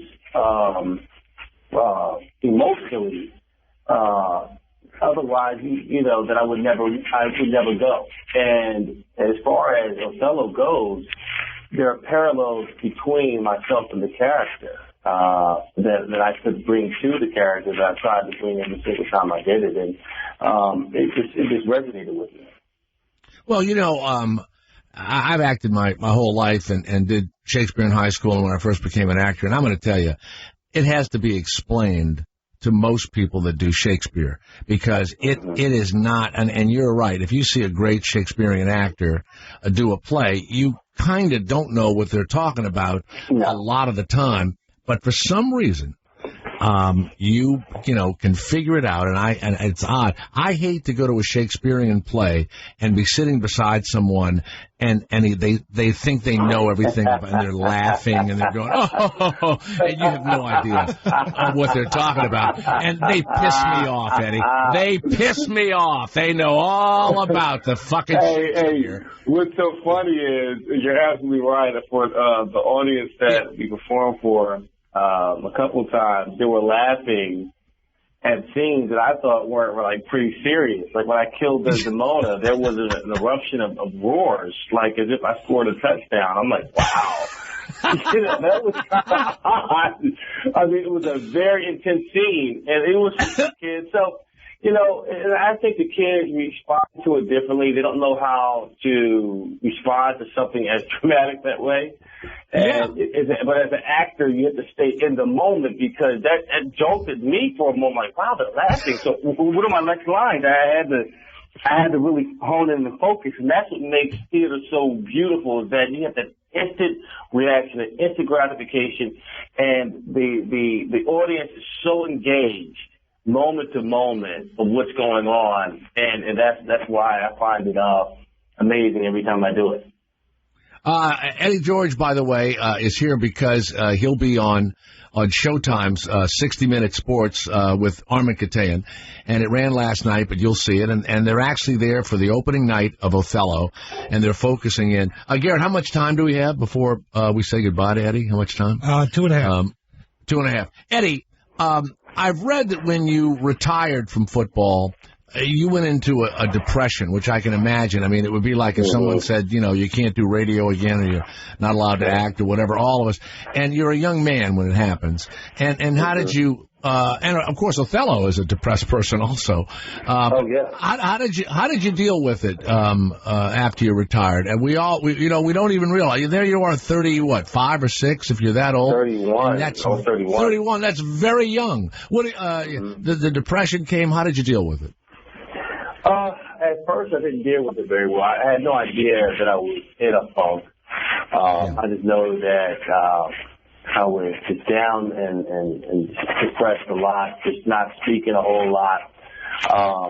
Couldn't sleep well at night, tossed and turned, always wondering what I was going to do next. And, I was still doing the things that most football players would do during that time frame. I was going out with boys, hanging out, every night of the week. And it started to increase and start to get out of hand.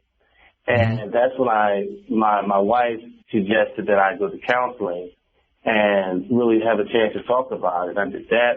I talked to a spiritual advisor, counselor. I did energy healing, everything and anything to bring that awareness to me to show what can I do? What are my options here? I mean, who am I at this point in time? And what I've discovered were a lot of things. I was bitter. I had some resentment. There was fear. There was doubt. There was an identity crisis that I had to deal with that, I was still attached to being the football player. So, by the way, all understandable. All of it understandable. Yeah. And here's the thing is that I realized that I had to get to the core, not of the things that I was going to do in terms of being an entrepreneur. Those are roles that I played, but really getting to the core of who I am and the purpose why I'm here. So I had to find out what my contribution was going to be to society. So through the arts and my education, I've been able to find that. And that's Eddie, you know what? We only have 10 minutes. I'm so glad. 10 seconds. I'm glad you're happy. Watch Eddie. You'll hear the whole story. All right. Hey, by the way, don't let, go until the last minute. Get 100 blooms of love with free glass vase for just $19.99, or upgrade and add the gourmet chocolates, a teddy bear for just $9.99 more. You use the J. Thomas code for these 100 gorgeous and colorful blooms, this huge bouquet, $19.99, or you can upgrade for $9.99. You cannot beat this price. And this is all for Valentine's Day. And, of course, I'm going to be, the person whose name you use in the upper right-hand corner. And, of course, I'm talking about proflowers.com. Click on the blue microphone in the right-hand corner and type in J. Thomas, proflowers.com. Type my name, J. Thomas, and order this because this deal will expire Friday at midnight. 100 blooms of love with a free glass vase for $19.99.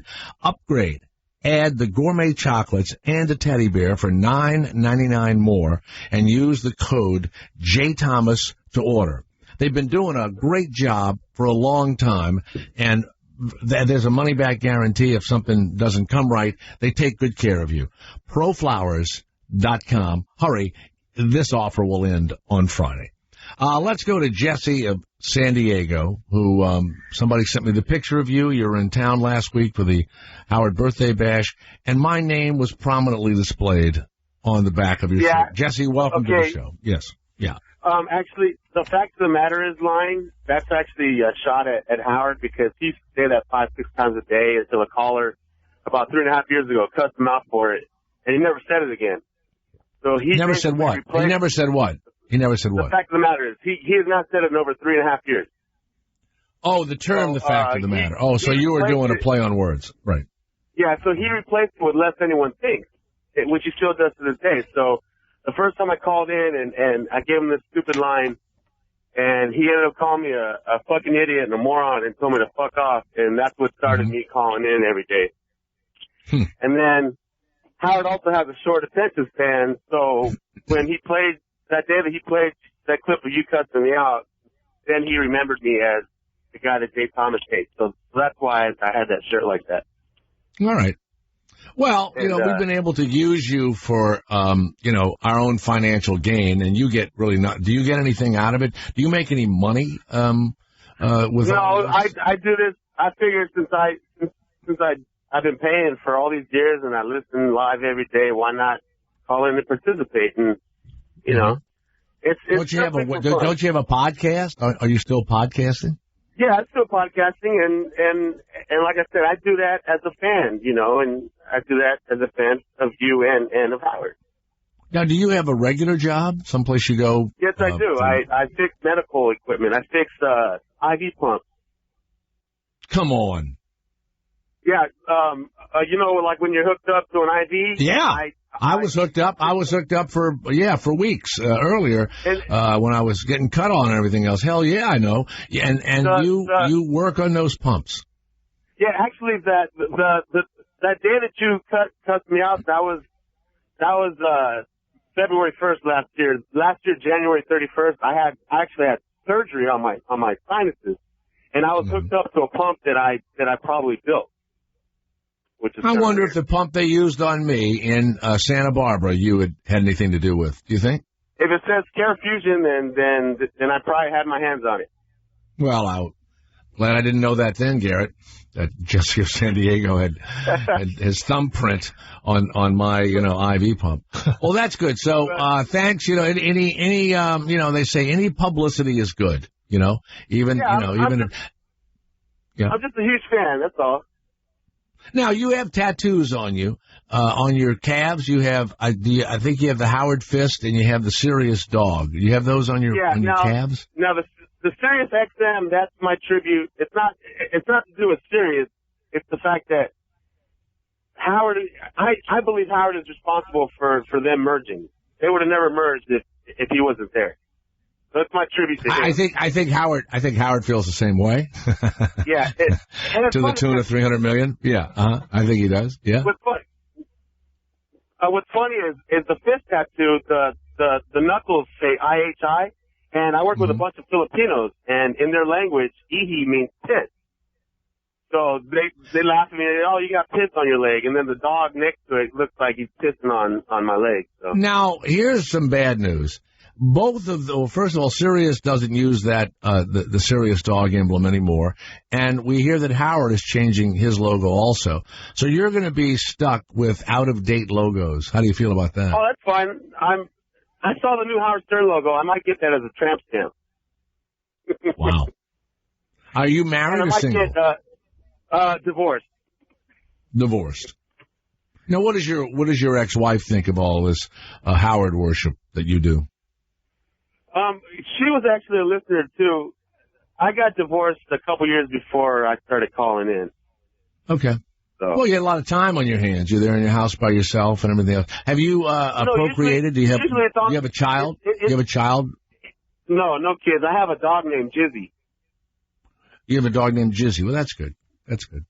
Well, Jesse of San Diego, what an exciting day it is to have you on with your outdated tattoos, and thanks for the mention on the shirt, and it was sent to me, and I appreciate it. And just continue your love. That's all. Continue your whatever it is, your fanatical fandom. How about that? If you do have that birthday show in July, I might consider cashing out my Sirius dog just to pay for that trip. All right, fine. Well, I don't care how you get there, and I don't care who comes. It's cash. You got to pay at the door. So there's there won't be any tickets. There's no free lunch on the Jay Thomas Show. Okay? I'm willing to pay. All right. Well, you'll have to. All right, Jesse. Thank you. Thank you very much. By the way, here in California, I go to CVS for all my pharmacy needs, and it's huge. And they decided to stop selling cigarettes, and so they made the announcement yesterday. And then Barack Obama said, okay, that's cool. What's amazing about Fox News is it reminds me of years ago when there really was this battle between the United States and Russia and communist China and Cuba and whatever evil dictators there were throughout the world. They would all get together. All the evil dictators would get together. And they were almost like, the evil people that fought against Superman in the movies or against Batman or whatever. And they would all have meetings. Fox, whatever is bad for you, whatever can really hurt you, and whatever you would try and use common sense and say, look, this is not good for us. This needs to be looked into or whatever. They, in my opinion, go right for the evil. And, of course, you could shoot up a school and kill, 40 or 50 kids, and they can't even for one moment say, well, we might need a regulation or two. They can't. Because the fear is if they leave their message, and their message is very, Glenn Beck, apologizes now for the shit he did. But the thing is that if they leave their message even a little bit, or if they have a real discussion that they would have with their wife or children about gunplay or whatever, they're afraid that this base that they have is going to, leave them to go where? Not going to go anywhere. Again, not going to go to some liberal outlet. Well, now they are saying people have the right to buy cigarettes. And I want to say that Gretchen Carlson wondered if it was legal to restrict tobacco availability at a private store. Of course it's legal. You can sell whatever you want or not sell what you want at a store, right? And yet, when it comes to contraceptives, they don't want CVS selling rubbers. They would like drugstores to take contraceptives off of the shelves if they could, and they don't want any insurance to pay for the pill or for contraceptives or for the morning after pill or any of that stuff, right? And we have every right in the world to have that stuff if we would like it, and there's a separation of church and state, and they're doing it for religious reasons. But of course it's legal, and the thing is that, one of my kids smokes, and it pisses me off so much, and it's mostly young people, and lung cancer is like going up through the roof, and pot causes it too, smoke is smoke. And then they announced, for people who smoke, you have the right to buy cigarettes. It's not illegal. Well, no one said it was. They just said it was dangerous and it was bad for you physically.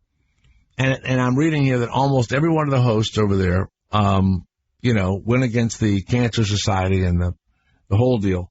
And then before it was over, Neil Cavuto blamed CBS's decision on Obamacare. It's almost impossible for me to imagine how they do that. But I just read a thing about Sochi a few minutes ago, and somebody blamed it on Obamacare. They somehow got that in there. It's weird. Now, Garrett, do you care that, I know you smoke. Do you care that they stop selling tobacco products? It's their decision to make. It's very hypocritical, considering they sell candy bars, Doritos, OxyContin, any sort of Vicodin, pain, Yeah, but those are prescription drugs. But they are a lot more dangerous and deadly than cigarettes. Yes, but they are prescribed, and you have to believe that the doctors are prescribing them. And most doctors prescribe them, not just legally, but what do you call it? What would the word be? Over the counter. No, they prescribe them in good conscience. And like I can't go fill my OxyContin. It's over. My surgeries are all over. My pain is gone. If I try to get OxyContin, my doctor's going to call me on it. He's going to say, well, what hurts? And he's going to say, well, come in. I know this, I would have to go in there and say that, my spleen was bleeding or something. I don't know. And lie to him. And it's difficult, So yeah, but. And what about the candy bars and junk food? How could they? I don't think that's as dangerous as smoking. I don't. They're saying that they're doing this because they're healthy. A Snickers bar is not healthy. And overweight people, there's a lot more overweight people than smokers. Thank you, satisfied. But that's a candy bar. And to be honest, cigarettes. No, it is not. That goes into your lungs and down your throat and everything else. And Snickers one goes day down you'll your be throat also. Obesity kills way more people than cigarettes. Well, you're blaming that on Snickers bars, right? But not everybody eats them to, obesity. But cigarettes. Not everyone smokes. My doctor said when I was playing golf and I was smoking a cigar when I was playing. And I'm playing golf and my doctor says to me, how many of those do you smoke? I said, actually the really strong ones, get me sick. I smoke a really mild one, maybe, 2 or 3 times a month, something like that. He says, I know you're not going to believe this, but that amount of smoking of a cigar can give you lip cancer. He said that to me. I said, you're kidding. He goes, no, it's amazing how little you can smoke or the juice can get on your lips or whatever. And, I'm not a cigar smoker anymore. And it burned my throat a few times and all that stuff. And I'm thinking, boy, this. But you like to smoke, but you're not frightened of the fact, and neither is Christina, that one day you may be heaving with... I'm terrified. The way they make it sound emphysema. If they got rid of cigarettes, no one would die ever.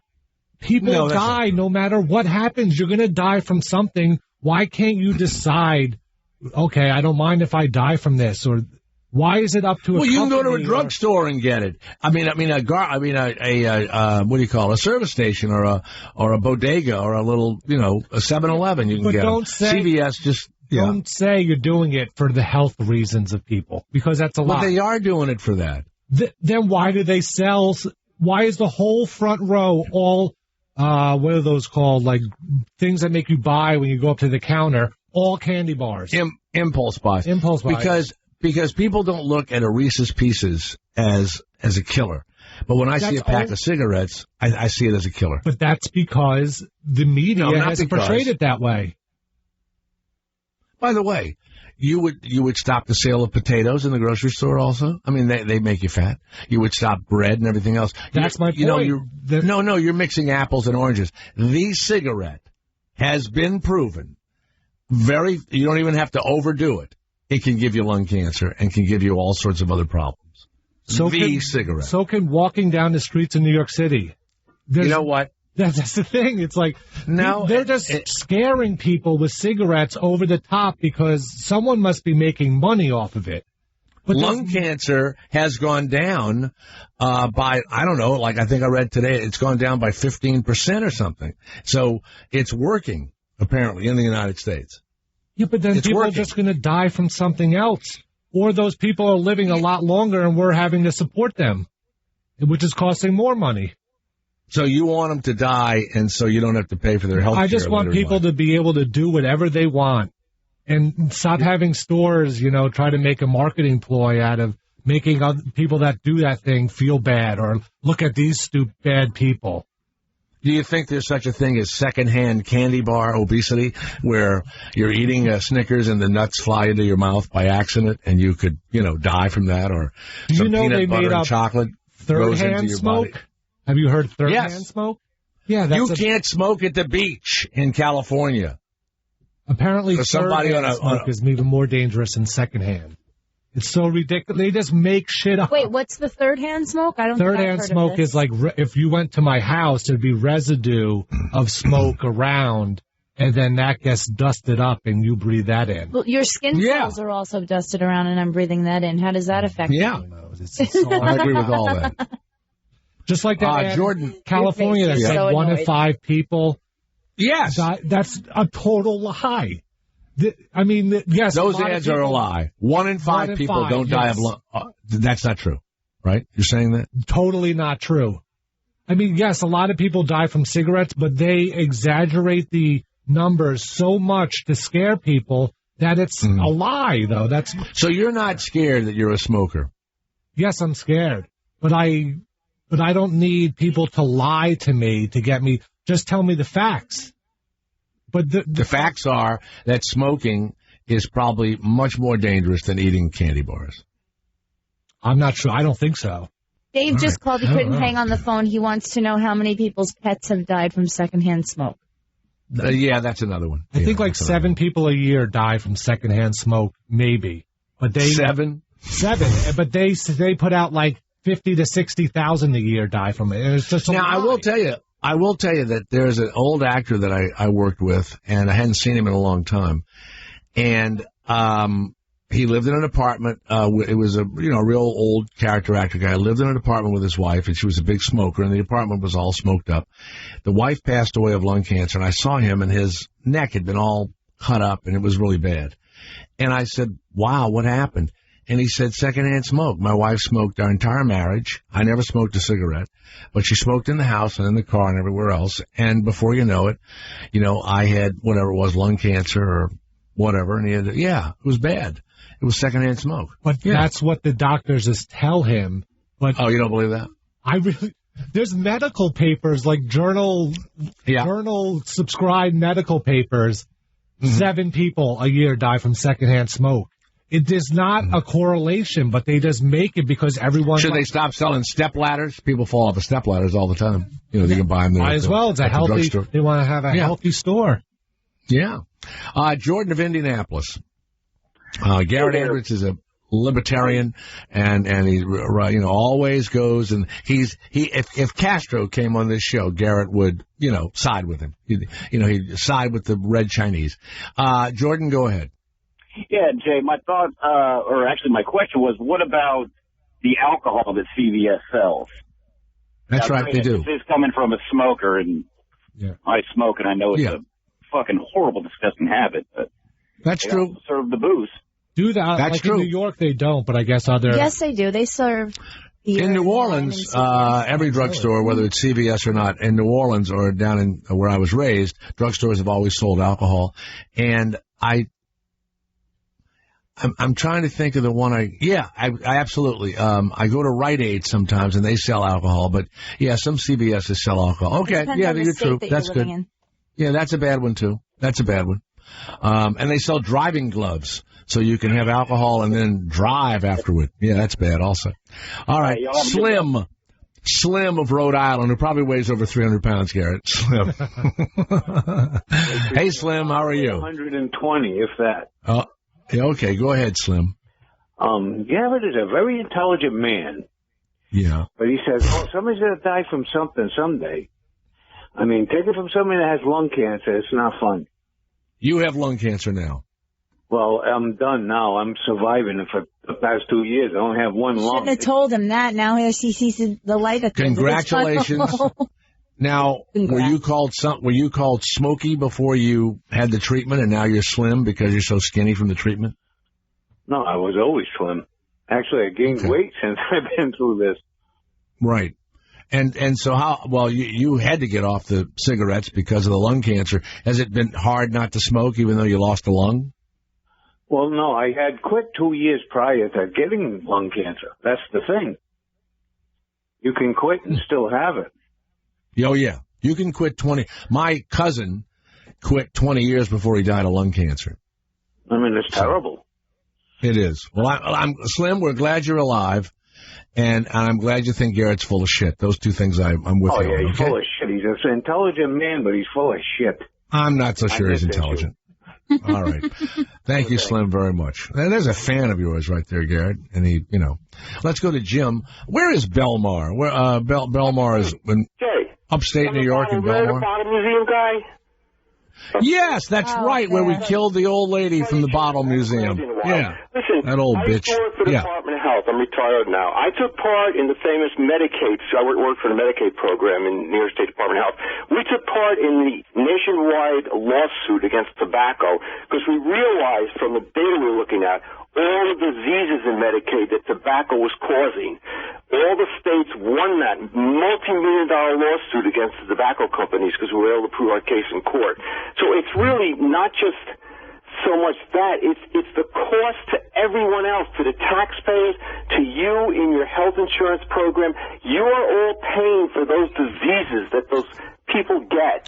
Well, wait a minute. Should they stop selling booze? It's the same thing. It's the same thing. And obesity is quickly catching up to the cost to everyone else. We're all paying for those diseases that That's those not people true. are getting. Cigarettes, there's like $5 federal tax on each pack. The smokers are paying for the smokers. You're not paying for them. Oh, Garrett has an answer for everything. You're not listening to me. You want to work at Fox. A huge portion of that is caused by obesity diseases and tobacco diseases. Go check your That's right. Yeah. Well, I'll tell you what, I'm going to go into CVS and I won't be able to get a drink, a candy bar, or a cigarette. I'm just going to, But you know what? But I'm going to put a condom. I'm going to put a condom on my tongue and lick everything in the building. All right. Thank you. All right. Thanks a lot. I just want to make that point. It's not just a freedom of choice thing. It's the cost to you. If you're bitching about the cost of your health insurance, those two factors, obesity and tobacco diseases, are the main factors of the rising cost of health insurance. The cost to you of those diseases are the main causes of it's like talking to Tim terrible Conway diseases in this country. Gotcha. All right. Bye-bye. Bye-bye. Let's go to Todd of Alberta. Todd, have you filled up on candy bars and stuff? And have you ever, anyone around you ever died of secondhand candy bar? Ever? No, it's never happened yet. I just finished a candy bar, actually, and the guys I work with feel safe. But all the guys I work with, they smoke. I drive a truck, and I get in the truck right after a guy smokes, and I think I'm coughing up a lung over here, and he's doing fine. Yep. He's sucking, Now, you know what? I never thought about that. Now, you're not an over-the-road driver. It's kind of more of a local or regional truck company where you share the trucks? I work in the oil field, but we share trucks, so I get... I'm surprised they don't have... Well, if you're... what state are you in? Or you're in Canada, right? Has anyone ever tried to say, hey, you can't smoke in the truck? Of course, those guys would go nuts, but shit, man, that seems to be the next thing. If you're sharing... Like if you're a cab driver or something... Shit, I'd hate to be being a cab driver, sharing a cab with a smoker. Oh, God, I hate smoking in the car. It's stinky. Yeah, I know, it's terrible. We have one driver, everybody complains about him because I think he smokes them 4 or 5 at a time. And you get in the truck, you roll the windows down, you do everything you can, but the truck is blue inside, he's killing me. You want to hear something? If you wanted to, you could bring that, I'm sure, to the Canadian health authorities, and they would stop it. I'm telling you. I know you could in the United States. I know. Well, we can here, too. But then, when you work with a bunch of guys in the oil field, now you don't want people to complain about smoke in the cab of a truck or a car. Secondhand smoke does not affect anyone. It's only the smoker gets affected. You're nuts. I'm nuts. The only people that come out with these stats are the American Cancer Society, the American Heart. So people that benefit from people being scared. And so you're saying the American Cancer Society, Canadian Cancer Society, they're lying? Yes, 100%. Oh my God, you are really an idiot. I'm not. You ought to be wearing some a Russian flag on your chest. You sound like Putin. About the gays. That's how dumb you sound. I'm telling. There's an article here on the Huffington Post. 600,000 people a year die from secondhand smoke. Yet in the medical journal with peer-reviewed studies, 7 people a year. 7. Now, tell me who's lying. I don't know. The American Cancer Society, because they make money from their claims. And the more hype or scared they make people... Now, is the 7 people some sort of right-wing whatever? No, it's those 7 people like...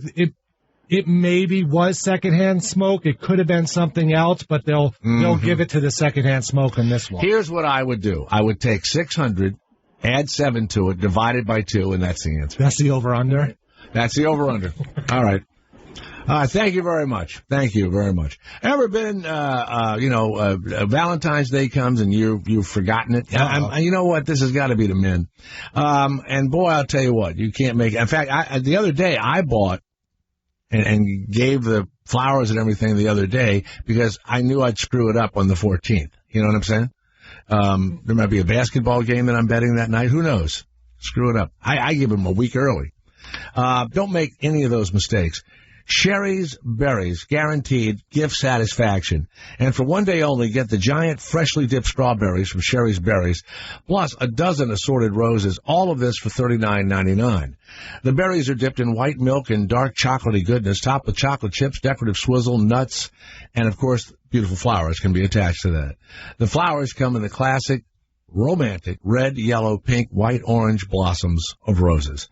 Now, my code is J. Thomas when you order this amazing Valentine's Day deal at berries.com. BERRIES.com. Click on the microphone, top right-hand corner, and type in my name, J. Thomas. Berries.com. J. Thomas is the code. These are one day only enormous, giant, fresh, chocolate-covered strawberries and flowers at berries.com with the code J. Thomas. Okay? Hurry up. They're strawberries. Juicy, delicious, and romantic red, yellow, pink, white, beautiful flowers for you. Berries.com. Hurry. It's one day only.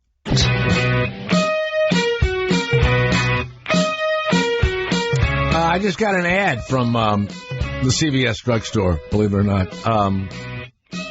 Do you have low levels of energy? You're finding yourself more tired than you ought to be. You may have low testosterone levels or a condition called hypogonadism.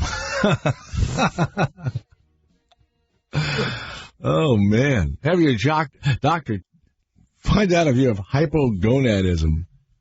That's the new thing, your testosterone levels. It's the hot new topic. You know, if you have certain diseases, if you have cancer or maybe you haven't had it yet, for men and women, and you take any hormone, that can activate the cancer will eat that, will like be activated fueled by it, yeah. Well, when you look at Lance, Armstrong, he had 5 cancers or whatever it was, right? Whatever he was taking, it not only builds the regular cells, but, cancer cells are mutations of the cells. I remember the football player Lyle Alzado he was all shooting up and everything else and went back to play for Denver. And then he got a brain tumor, and it turned into like 5 or 6 brain tumors. And we share the same doctor, and the doctor's like, could never prove it. But certainly, if you're taking a growth hormone and a cell, a mutated cell gets a hold of that. So my doctor's never even said it. I don't feel tired or anything, but I'm going to go have my hypogonads checked. Hypogonadism. Yeah. What's going on, Jay? You look a little down. I just got diagnosed with hypogonadism. Really? Yeah. Yeah, you can see my gonads on top of a woman's car in Sochi, Russia right now. It's on the internet. look up 200-pound cock on Dissonance Car. You'll see my hypogonads. Let's go to, oh boy, phones have lit up with all of this nonsense. Joe of Toronto. Yes, Joe, go ahead. Hey, Jay, how you doing today, man? Good. You know what? We're over the smoking and the CVS. Garrett said you can't fight a guy that says it's a lie. So there you go. That's the end of it. So Garrett's ruined it for all of us. Go ahead, Joe.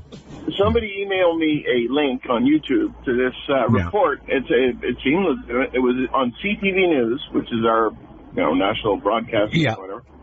Right. If you YouTube it, it's CTV News Cure for Cancer. Apparently, the scientists in Calgary found the cure for cancer, and it's made with like household products, and it will never be developed because he said that the pharmaceutical companies don't want to spend the money to research on it because they'll never make money on it because they can't patent it. And this is on like a legitimate news program. There's a guy in Dallas. There's a guy in Dallas, Texas, a doctor, an MD, and his son's an MD. And he has incredible claims also. And the FDA has just told him to stop selling the stuff and whatever. And I'm just going to tell you that I've been around cancer more times than I want to say. And I have been in and out of cancer centers and all sorts of stuff. The City of Hope in California and all that stuff.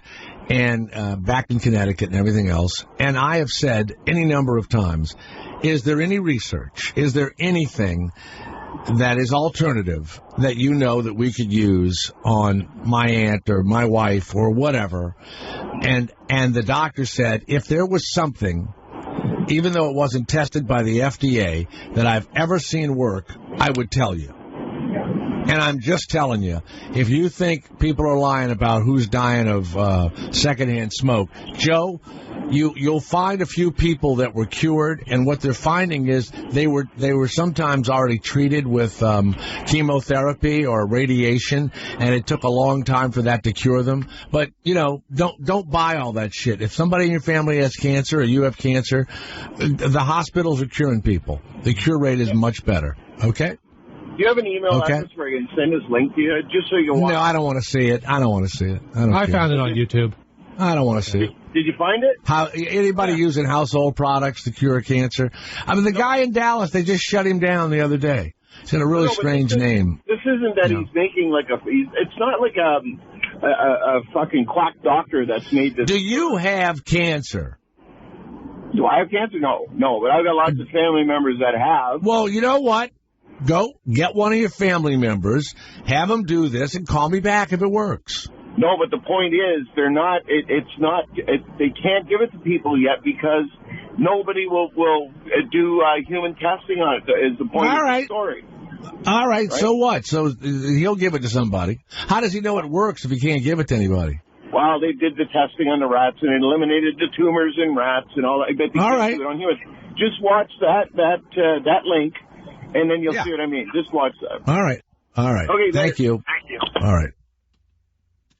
Everybody looking for some miracle cure, and billions of dollars are being spent in laboratories and everything else. And I'm just like one of the things that's still given to people is something called Laetril, which is from apricot seeds. You ever heard of Laetril? No.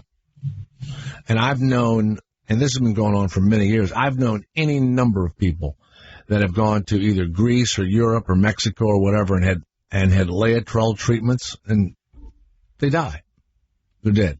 Now they do it, late and everything else, but, they blast your ass, with either chemotherapy or radiation, and it's vicious, but, it either works or it doesn't work.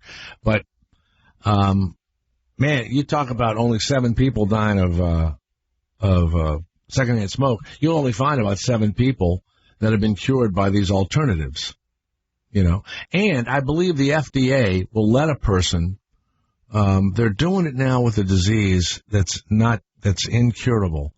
They're allowing untested stuff to be used if you have an incurable disease. And I can't remember what it was. There's a documentary on HBO about progeria kids. I think the kid's named Sam.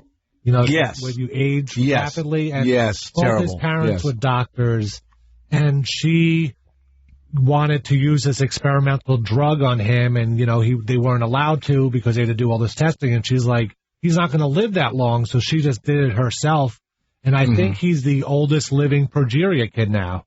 He just died a few weeks ago. Yeah, I read that. Terrible. Yeah, so sad. And you age backwards. It's like that movie that Brad Pitt did. But you don't get younger. Yeah. Oh, he did the younger thing? He was old. He still died. He died at the end, didn't he? I don't know. I didn't watch. He went back to being a zygote. Let's go to Brett of San Diego. Yes, Brett, what is your ailment? Everybody with an ailment now has called us. Yes, Brett. Yeah, well, let me ask you first, how old is Garrett? 36. 35? 36? How old? 36? 30, okay. Yeah. Well, as a smoker, I had a heart attack last year at age 45. You're focusing on cancer and everything, and that's not necessary. You're kind of lucky if you make it to the cancer phase. Most people that smoke drop dead of a heart attack from high blood pressure, and what's happening is the smoke is causing plaque to build up in your heart. And I'm a very active person.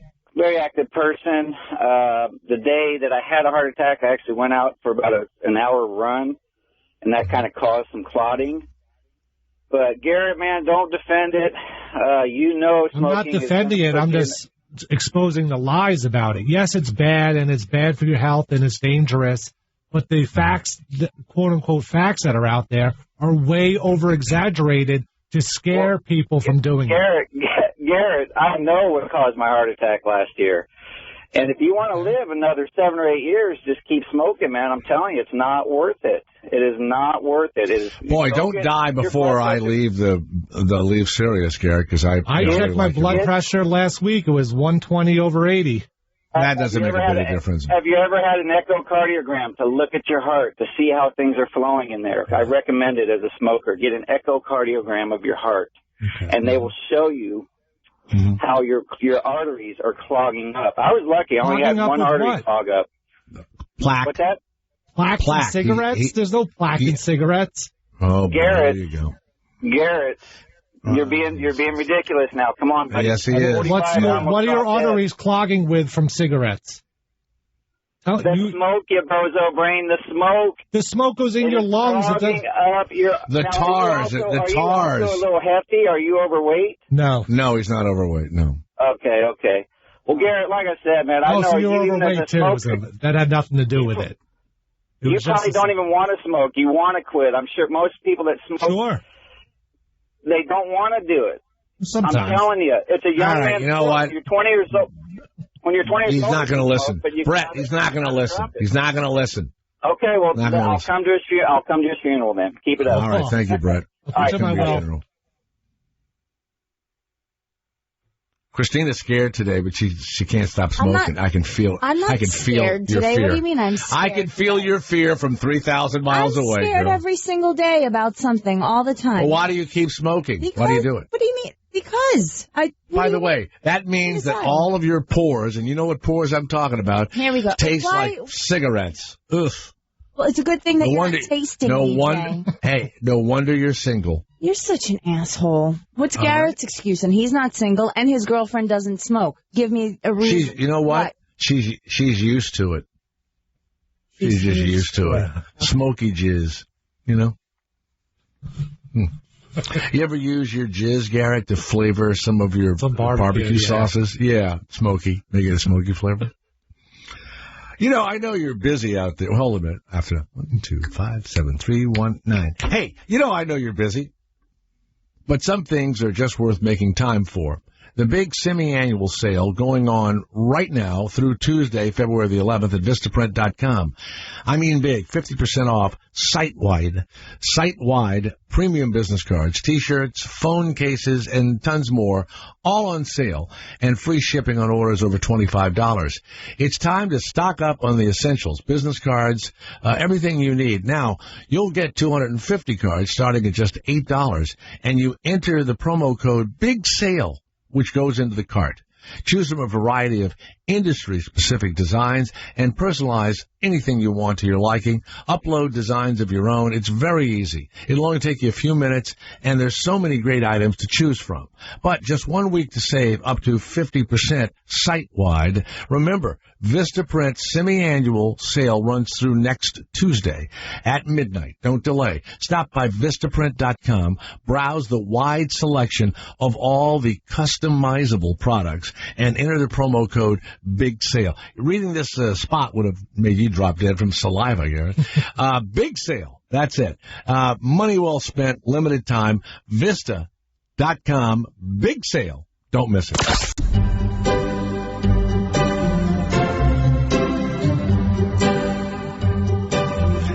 This is Enya? Yeah. God, what a dumb name of a group, right? Enya. We need a little relaxing. Heated arguments. Enya. Stick it in you. I do feel better. Thank you, Garrett. Enya. Enya.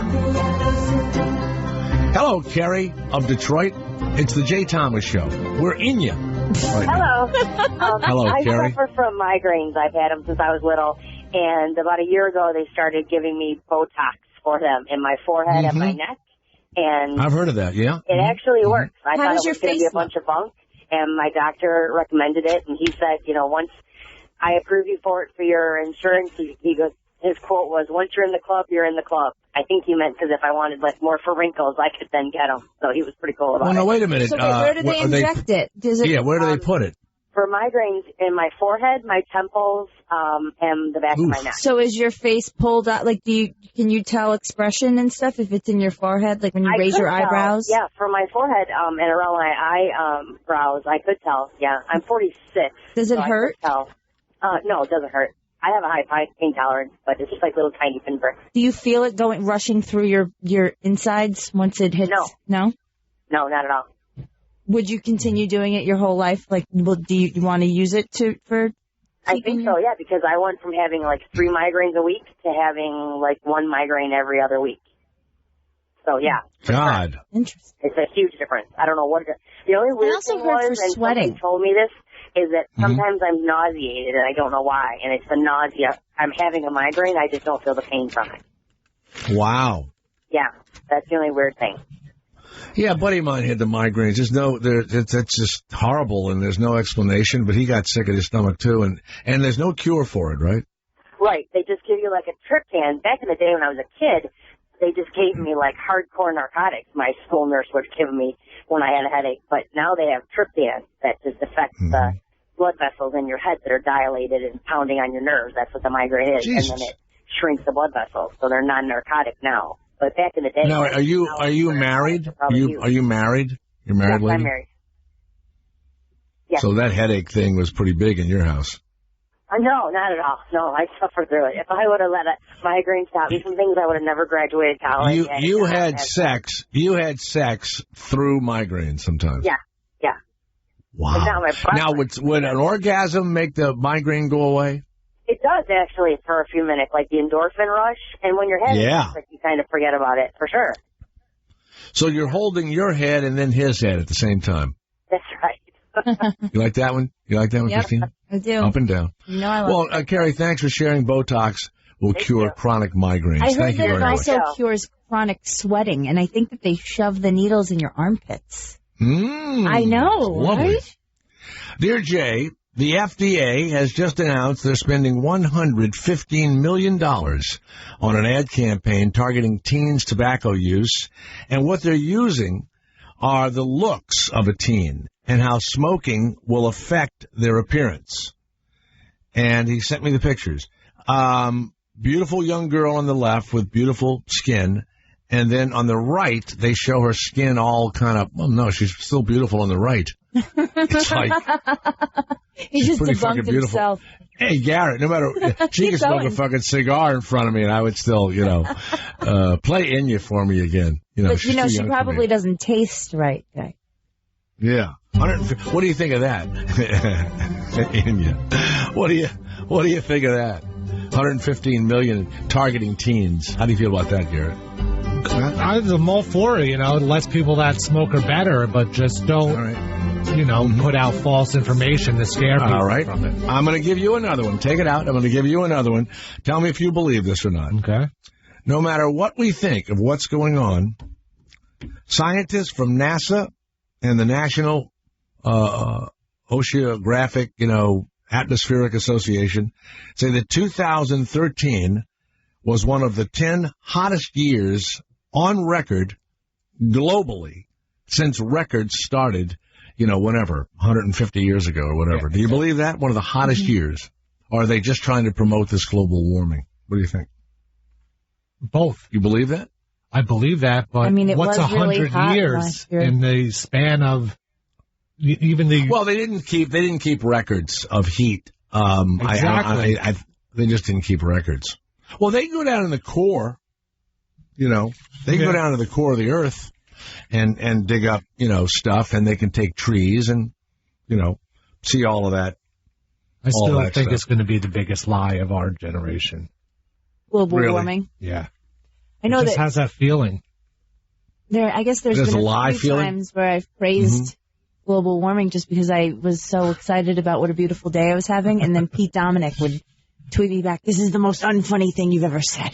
He gets so upset. Wow. Because he has daughters and he cares about their future, but I don't have them. So, when it's me and it's where would done, you make done. a statement? Where would you be making? No, if I was just talking about like on Twitter, if we tweet about the weather or something, and you just kind of praise in so many words that it's a beautiful day out, and then he does not like that when I do For that. a funny guy, he's like Well, he had children, and I think that softened him up because they were girls. You have boys, so I feel like you're not as soft. But if you had girls, I think you'd be softer. Yeah.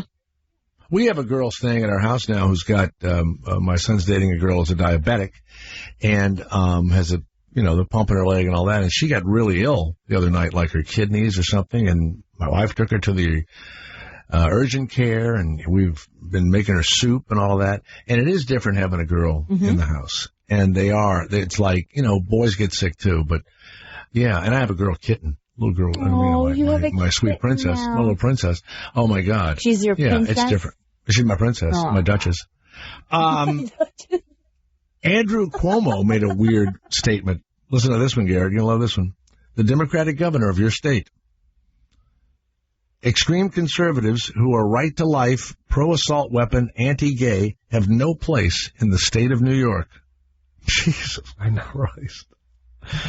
Did he really say that? That's weird. Yeah, I heard it. You could be against abortion and gays if you want to. I mean, maybe not, hurt them or do anything, but you can certainly be against it.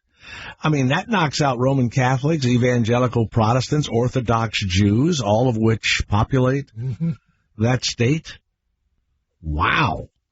Where did he say that? That's a weird thing to say. That's balls. Yeah, I forget where. Huh? Hey, Clay Aiken, Christina, is running for Congress in North Carolina. Wow.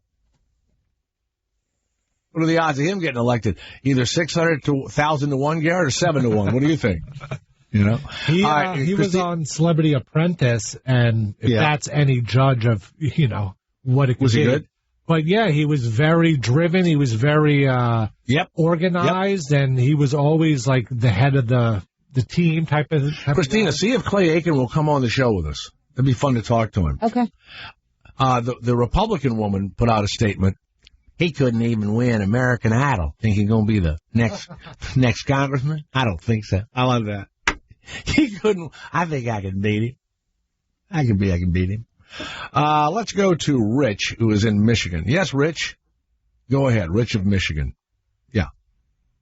Yeah, I was just wondering if when Christina goes to Colorado, she can bring a French fry with her. All right, get rid of him. Get rid of him. Did you make French fry? Yeah, disgusting. Edward Snowden has been nominated for a Nobel Peace Prize, the guy that leaked all the NSA stuff. Now, anybody could be nominated. I mean, you could nominate me. Rush Limbaugh was nominated a few years ago. But, I mean, come on. Look, they're talking about literally stopping the NSA. And this guy caused it. And yet, if he comes back to the United States, he goes to jail for 20 years. I'm sorry, but you don't have a guy turn a bunch of records over and half the country thinks, he's did a good... And Congress is making changes in the NSA, right? How does this guy get convicted? If it wasn't for him, we wouldn't have even known about it. Isn't that weird? Crazy. Yep. That's why I'm not a whistleblower at Sirius, Garrett. It doesn't work out well for you. No, Jay, were you the one that told you? Yes, I can. Get out! Get out! Hey, tomorrow on Howard 101, we'll be on from 2 until 5 o'clock in the afternoon. That's the time they've moved us to. And people say, how do you feel about that? I couldn't be happier. Sleeping late. A little after 2. A little after 2, two-ish and a little bit 5-ish. before. Yeah, 2-ish to 5-ish. That's right. It's very, very hip and cool. Yeah.